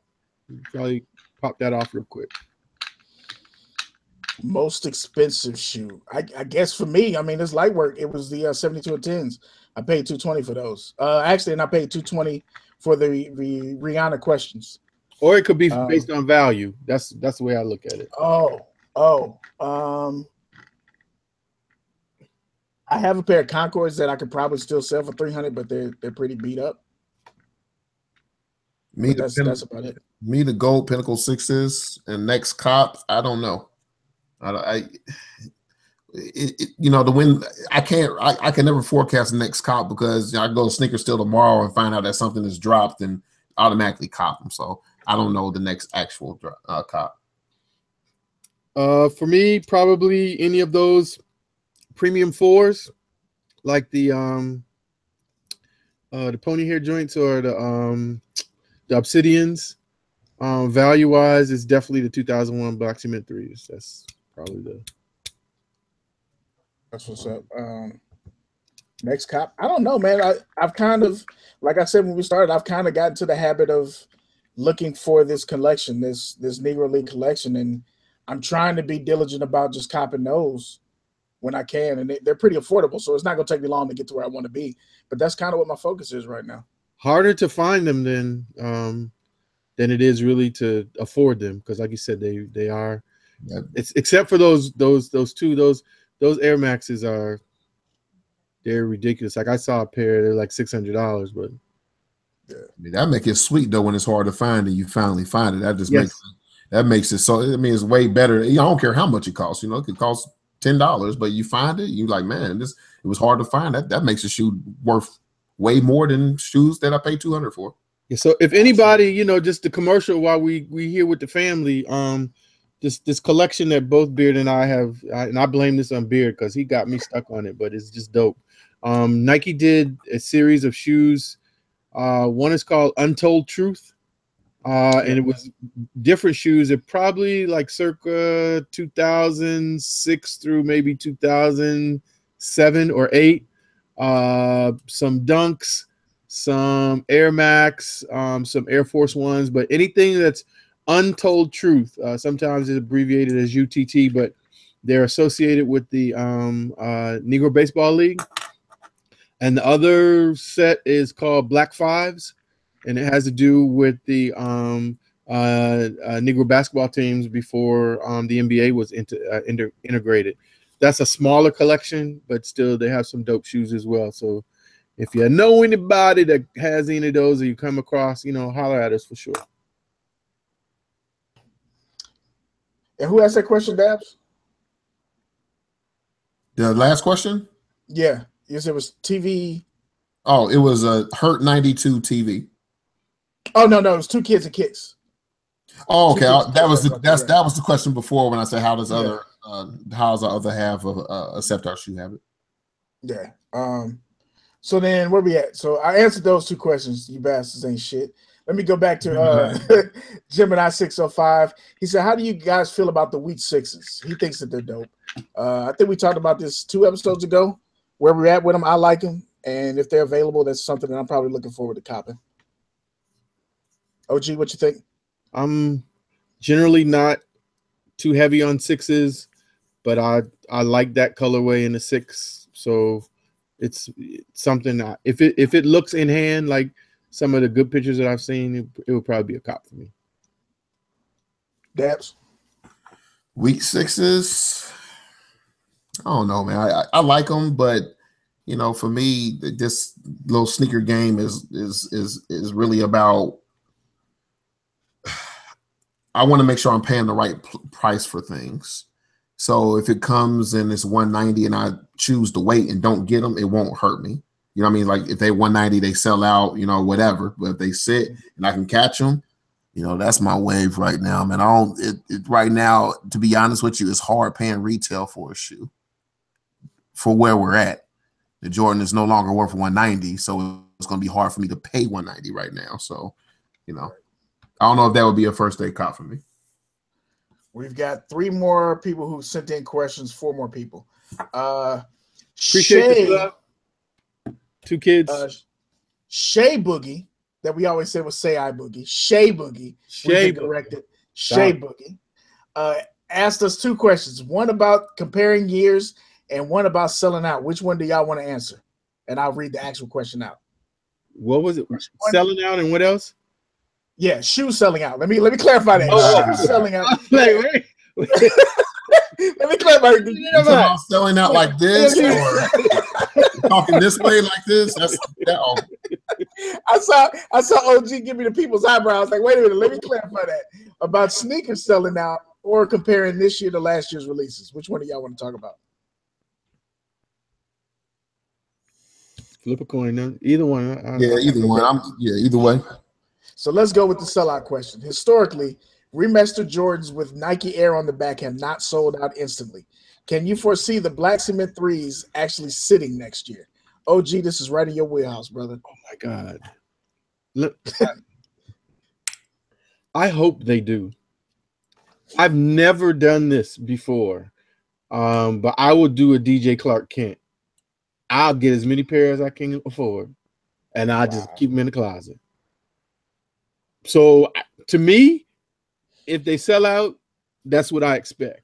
If they don't, cha-ching, it's a win for me. I can't fathom that shoe unless they just make some astronomical number of them, or the material is just straight trash. I just can't fathom that they won't. I mean, that's just, to me, that shoe is on a different level of even the True Blues. It's just a whole nother spectrum of iconic sneaker wear. And if those things don't sell out, I'll be shocked. But I'll be happy because I'll be getting more pairs. That's where you at with those. I'm scared.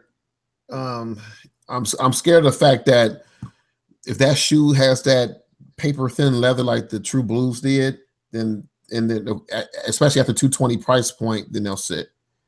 But for me, I wanted to have that nice leather. I wanted to have that dope quality on them, and I'll be willing to pay the 220 for them. But if they got that trash leather on them, I probably still will buy them. I'm not going to buy them in abundance, but I probably still will buy them. But you know, the way the game is going right now, you know, I don't know if that's a first day cop now. I don't know.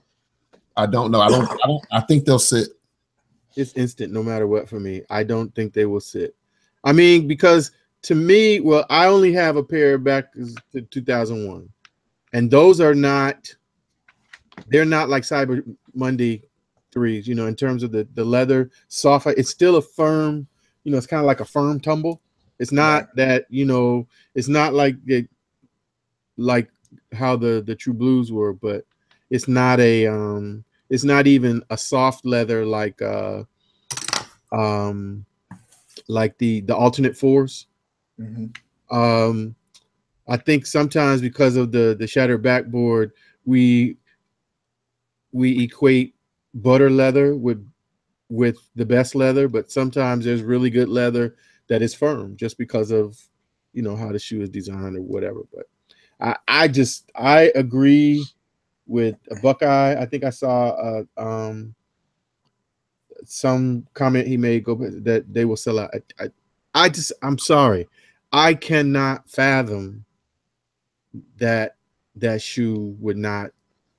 I mean, it can happen. I'm not saying it, but I would just be totally shocked. But I'll be happy. You see, to me, they didn't mass produce those 6s with the Nike Air on the back, and those sat pretty heavy. I think it all depends on. To me, in my opinion, I think it just depends on. It depends on numbers. The True Blue that shoe didn't come out for a while. Well, no, actually, the True Blue did come out, but it didn't have Nike Air on the back. But to me, it depends on numbers, man. I mean, if they're, you know, I just feel like the True Blue is not an equivalent level of shoe. In other words, just because it hadn't come out in a while and hadn't come out with Nike Air, it's still not as I mean, those black cement, a dead stock pair, even regular, is like $400, and something with Nike Air on the back is like $500-$600. I think that's the reason why Jordan's going to come back out, because they want to kill that resale price you're talking about too, though. Right. So I mean, you know, it all depends on how many. I think the hype on them is going to be crazy. I can admit that even if it's trash quality, the hype will be crazy. But if Jordan Brand makes crazy numbers, then I don't think they'll sit for months. You know, but I expect them to do. They could potentially do. And you know, I'll admit I'm a hype beast for this shoe, so I mean I'm sold out for it. But I expect it would do, you know, comparable numbers to like this last Concord release. It could, if they were to go that far, because you got people, like I said, I read these articles, like these cats like DJ Clark Kent and, you know, some of these big guys, they're buying 10, 15 pairs because they say they don't wear a shoe twice. And if that's one of their grail shoes, they're going to buy a ass load of them.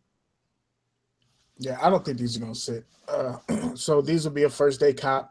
If I happen to get that Nike release app that says, yo, you got a pair, I'm going to cop them. It's probably not going to be the leather that I want, but I'm copping them. I don't think it's going to sit at all. And I mean at all, meaning the day it'll be gone by the day. There's going to be an OG 11 kind of sellout, in my opinion. Crease Kick says, with the recent collabs between Shoe Tubers and Saucony, do you think that the companies are trending to start recognizing you Shoe Tubers as influencers in the shoe game?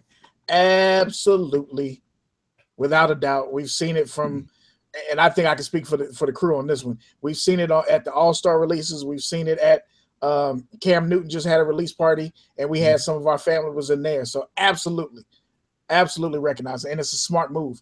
You know, with technology the way it is, you got to get your shit in the hands of these people, and everybody else is doing that shit with retail. You got to do the same thing.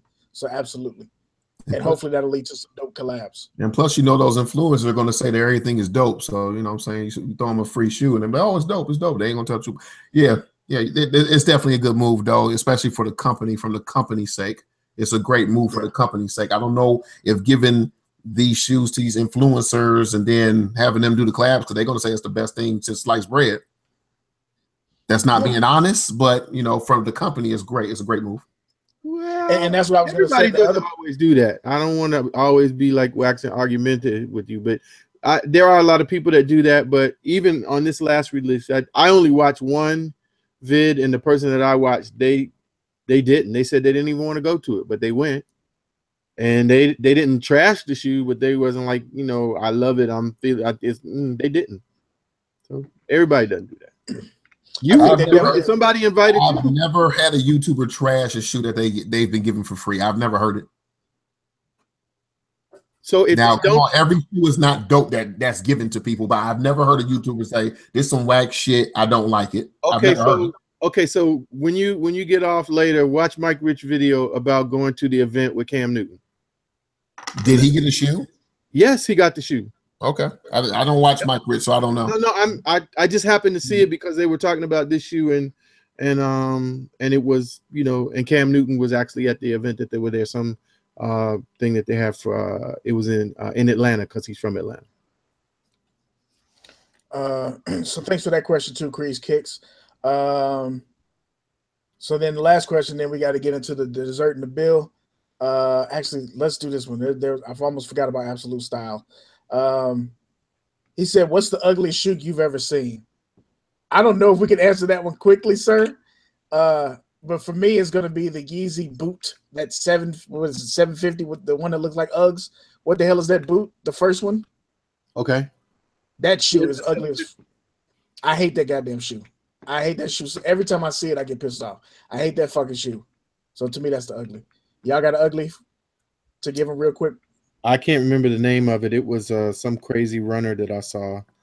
But to stay on that same line, the other Yeezy that came that had the little looked like the galoshes you used to wear when you were a kid that had the little drawstring at the top where you could stick your pant legs all the way down the inside. I thought that was trash too. Dabs, you got one? Anything new from Reebok? Damn. Actually, I think the runner that I'm talking about was a Reebok. It was just a crazy. Wait a minute. Both of y'all wanted that Fury. The Reebok Fury that's supposed to be releasing. Y'all both said y'all liked it. Y'all were interested in it. I like that shoe, but that's not really a new silhouette. I think that's an older silhouette. But anything they designed new, man. I went to the Reebok store 2 days ago, and I was looking at, they have a new, you know, they're trying to get into the new Flyweave, whatever that shit is called. They're trying to get into that game. Just the most pitiful. Their logo, that little triangle, is so trash. The CrossFit ones. I got a ton of Reeboks, right? So I go to the store. Y'all got any Reebok socks with the OG? You know what I'm saying, with the OG logo? Nah, we just got that triangle. I'm like, what? How do you not have Reebok socks in your Reebok store with the original logo? No, everything's the triangle, the CrossFit bullcrap. It's a terrible design. They're terrible shoes, and they're overpriced to buy a lot. So anything new from Reebok is trash, in my opinion. I will let you two answer this one from Sneaker Files. We appreciate this question. I put this last on purpose. Tell us about how you started the podcast. So for this one, I can sit back and chill because y'all started the podcast. Y'all just invited me along for the ride. So go ahead, fellas. You want to start, OG, or? Go ahead, man. Tell the story. You know, I talk too much. You'll tell it quicker.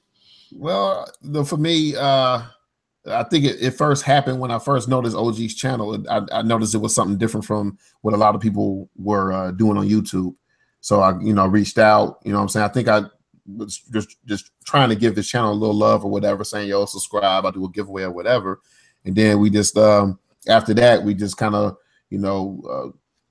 formed a little team, and I brought the idea to him regarding, we was trying to kick ideas for the actual show because I had kicked it to him like, yo, we should do, you know, like a podcast or whatever, or like try to do something where we're speaking on, you know, anything sneaker each week. And you know, we just kicking around ideas, and we finally came up with the concept of Solefood Sneakertalk. And I mean, it wasn't anything like super duper crazy or anything like, oh, you know what I mean? That's what it was. You know what I'm saying? Just kind of, you know, me reaching out and him being receptive towards the idea of doing the show. Well, I'll tell you what was crazy. Go ahead. We were talking about this, and I was like, yeah, sure. You know, I think that would be a dope idea. And, you know, we kind of talked about like what it would be, or, you know, kind of kicking around ideas and names and whatever. And when we kind of settled on some things, I was like, okay, so, you know, like, when do you want to do this? And I'm thinking, he's like, oh, you know, maybe in a month or two or whatever. He was like, next week. I can't say what I want to say, but I was like, really? And literally, like, we decided on, you know, because we were trying to figure out like what day would work based on what our schedules were, and, you know, so forth. And, you know, so literally, like, on the Wednesday of one week, we were like, okay, yeah, Wednesdays would be good. We could do this time, blah, blah. And the next Wednesday, we did the first show. Yep. It was really fast. No lie. It was like instantaneous. We was the Flash on that. But, I mean, you know. Like a girl looking up on the first date. Vision. You know, and I mean, it's almost just like, but, you know, real talk, you know, you was trying to slide in the background. The show didn't really become what the show is until it was not the Soley duo, but the Soley Trinity. You know, Beard always tries to be like, oh, well, you know, this is you guys, and blah, blah, blah, blah. But it doesn't work, bruh. It's like we were broke and we didn't know it. You know, Beard, we can't even lie. Beard is sometimes like the moderator, because we'll know, man, sometimes we like oil and water. You know what I'm saying? We don't mix sometimes. So he's almost like that little release valve when the pressure kind of gets up. You know what I'm saying? That's just keeping it real behind the scenes. You know what I'm saying? Sometimes I'm like, oh, gee, maybe I'll shut the hell up. No, I'm just joking. I'm just joking. But nah, but definitely when Jedi came on, it just made it even better. I'm not going to say it wasn't good, because it was good, but it got better when OG made it a threesome. Yeah, no, I wasn't trying to say that. I agree with you. I wasn't trying to say that it wasn't good. I was just trying to say what it is now. I mean, it just feels like your favorite pair of whatever jeans, or, I mean, it's just comfortable. You know, there have been times when we didn't think that things were going to work, and they have worked. And, you know, it's just equal parts. You know, we joke sometimes about 33 1/3 productions, but it's, you know, it's equal parts of everybody, and the secret sauce is the family in the chat.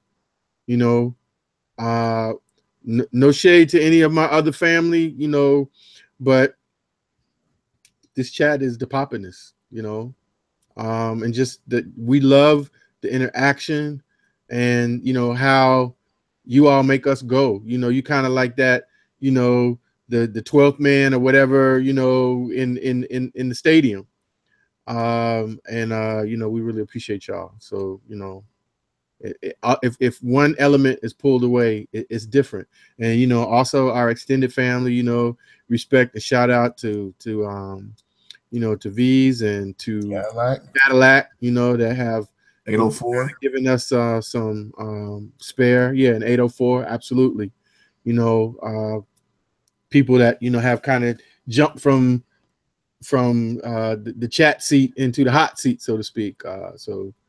But it's been a dope ride, and, you know, appreciate it. And, you know, just keep moving onward and upward. There's definitely y'all get them subs up, because I need to see that video. So, I mean, we've been sitting on that number for a minute. So we need to go on. So tell your mom and them, and, you know, sub Solefood Sneakertalk. So I did have 4 shoes. I'm gonna break it down to just 2 for the dessert, so we can, you know, wrap it up on time. Where is the goddamn button so I can pull these up on the screen? And again, for the chat, we appreciate y'all who sent in the questions. Sorry if we missed you in the chat with your questions, but we told you it was gonna happen. We told you it was gonna happen, man. So we'll have to come back around and do this again. There will be a part 2 coming and maybe a part 3. I saw these a couple weeks ago. The Adidas Superstar slip-ons. Can y'all see that? Yep. Okay. Adidas Superstar slip-on, the brand with the 3 stripes, is what's on the tongue. These are women's shoe, but if they get the right size, I will be copying at least the black pair. What do y'all think about these? Ew. You don't like them? Nah, I don't like them, man. I'm good on them. Maybe the black pair. Yeah. Look like you big band-aids on your feet. Yeah, the tongue is definitely weird. Like, I appreciate the tip, but I feel like this is going to be comfortable. I'm hoping that this is comfortable. But I do like the black pair. The other two are all right. But it's interesting to see them do something different with the Superstar. It's different. Definitely different. And I'm gonna rep this one. I don't even like the shoe, but this is the Bait and Black Panther and Puma Clyde sock shoe. It's set up for so a SneakerCon release July 22nd. There's I think it's San Diego SneakerCon is coming up. I'm not really sure. Price is $150. I'm not sure how limited they're going to be, but this is a collab with Black Panther, the movie, of course, and I'm definitely going to see the movie, and if I can cop these, I'll cop them, but I don't like the shoe. Let me go on record and say it. I think this shoe is ugly, but because of what they're tied to, I'd be copping. OG, are you copping this? Yeah, I'll probably be on the same thing. I think it's this weekend, it's SneakerCon LA. Okay. Saturday and Sunday. Okay. Dabs, you on this one? Nah, man. You throw Bait, Supreme, or Kith on a condom, and everybody want to get it. So use condom. All right. Come on, man. Like, damn, I hate that, but they got Supreme, fucking everything. You know what I'm saying? Nah, I'm good on these, man. I hear you, man. Can't complain. Those are the only two I'm gonna share, so we can get to the actual bill. What you got for us, Dabs? All righty. Sorry, guys. I'm trying to pull up my thing here. Pause. All right. You guys see that? Yes, sir. So supposedly, because they keep giving us different dates for the Jordan Spizike White Cements, they're supposed to come out on the 21st, which is in a couple of days on Friday for $175. They went up $15. I always thought these were $160, but I think they're a clean shoe, but I definitely not going to cop. They're actually in my House of Hoops. I saw them today at lunch. Okay, cool. It's a pass for me. Yeah, it's a pass. I like the white Son of Mars actually better than I like this one. So yeah, it's a pass for me as well. For the little feet, Air Jordan 13. I forgot what these are called, Green Glow or some crap like that. I guess none of us can really get this shoe, but I think it's a little interesting. Oh, mint foam, I think that's what they call them. If this was an adult size, would this be in consideration for any of you guys? No, not for me. I think I'm good. Nah. I'm Gucci. OG? we said beer not answered. Oh, okay. No, at the same time. Yeah, not for me. I like the mint foam, but that leather on there, I don't know. Just looks kind of like it'll bend up real bad. I think 13s do that anyway when they crease. I guess this is the biggest release of the week, the Air Jordan 13 History of Flight. Dropping this Saturday for a smooth 190. Nah. Copping? Nah, not for no 190, bro. Not even then, when those get down to 120, which they will be down to 120 by the end of August, no doubt. I'm still not copping. It's just not special to me. It's just a white ass shoe. And then one thing about the 13s, I wore my the cherries, cherry 13s. They're hard to wear.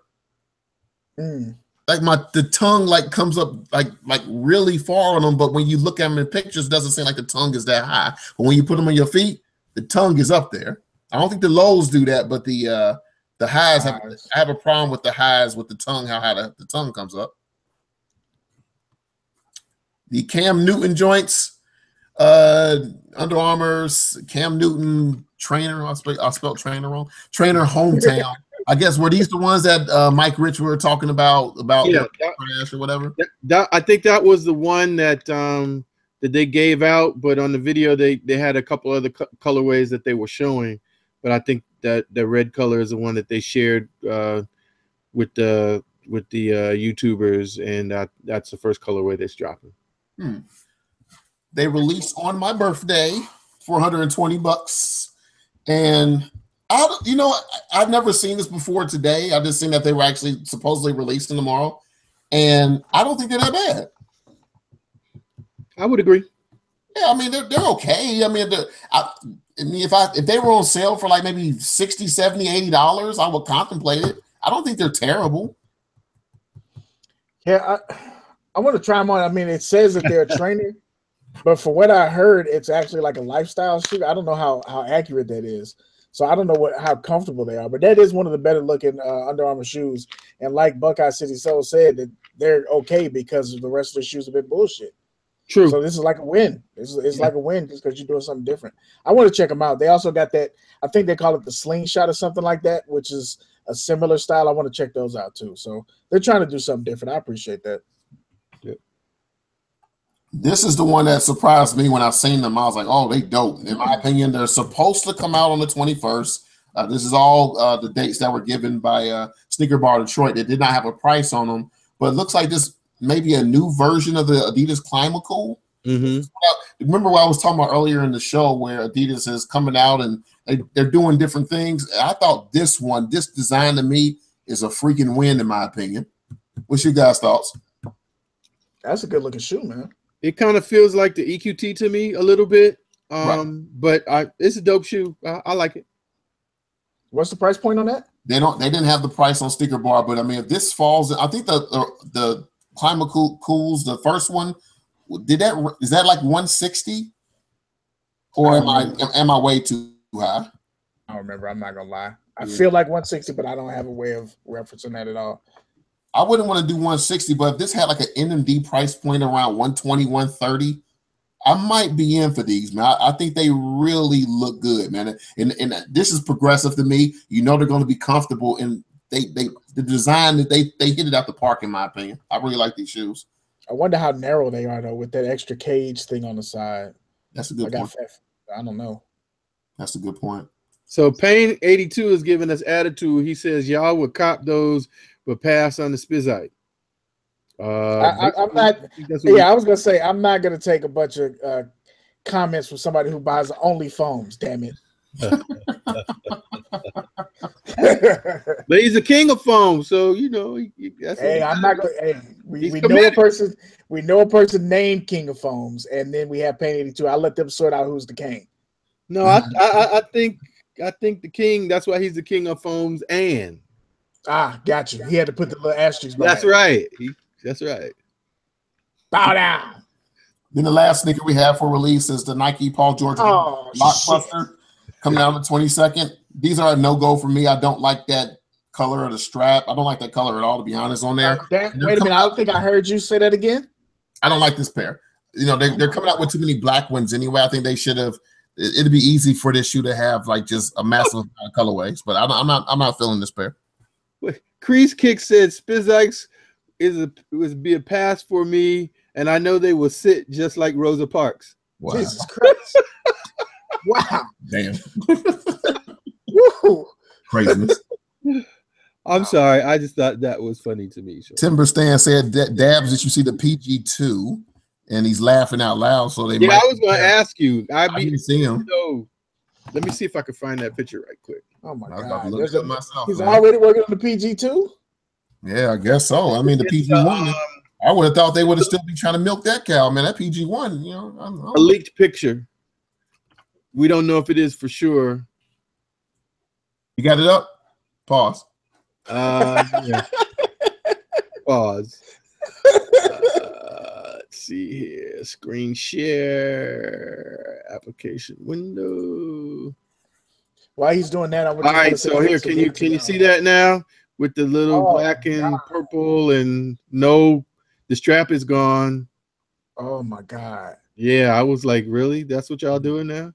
That's Maybe it's really a bad. oh. That's I really hope I hope it's a lifestyle type of shoe, or I hope that's not. That is bad. If that's it, that's bad. That's Are they showing that gray one? Are they showing the medial side, or is that the actual? That's the boo-boo side. Oh my goodness. Buckeye City Soul said they stink like homeless hooker thongbacks. Yeah. Oh, those are really bad. Those are worse than LeBron 14 lows. Those are horrible, bro. I can't with you on that. That bro, that's Oh, so no, look what it says. It says update. Nike confirms that it's not the picture of the Paul George 2. Okay. All right. Well, thank God. Goodness. It's maybe maybe it's a lifestyle. Yeah. You know why? Because there is no Paul George 2. That's the Paul George 1.5, and that's what they're going to release. Hey, they might as well just send that straight to the. Hey, just like the Curry, just like the Curry 2.5. It don't count. That I hope they don't. That's trash right there, bro. It really is horrible. That's bad. I gotta admit, that's terrible. You can slap an S on the side of that shit for Skechers. Or shitty. That's true. So yeah, I think that's pretty much it. That's all we got for the bill. That's it. That's all we got. That's it, man. Dabs, you want to sign us out, bro? Oh, no doubt, no doubt. Like we said before, you guys, you know, the 12th man, the 6th man, y'all right off the bench, and y'all help you guys help us out completely. It's like that Ice Cube 3-on-3 tournament. You got us 3, but man, you got AI on the bench, and that's you guys. AI coming off the bench. He's going to give us a couple of buckets, a couple of assists, and that's what you guys have been doing for us. So we thank you for that. Tune in next week. You know we got more for you. I'm going to jump in here, and then I'm going to let OG sign it out because, you know, we got to get that Caribbean flair on here. Again, I appreciate y'all, man. Sorry we weren't able to get as many questions from the chat, but I told y'all that's how it was going to be. Dope questions for those of y'all who played along with us. We definitely appreciate it, and we will be back next week with another show. I'm your man, Beer Jedi, a.k.a. the Black Alice P. Keaton, a.k.a. Shuey P. Newton, a.k.a. Malcolm Fresh, a.k.a. Kit Gregory, and a.k.a. Kick Papa Pump. We'll holler at y'all next week. OG, sign us out, brother. Family, you know we always appreciate all are you rocking with the Solefood Sneakertalk family. We need 200 subs so Beard can make the 30-minute video that he's gonna make about his sneaker journey. It is going to be epic, and we want to see it, but we need your help. Well, you know how you do. You know how we do. This is your boy OGSneekerz wishing all of you total sneaker family one love. Peace. Peace. We out.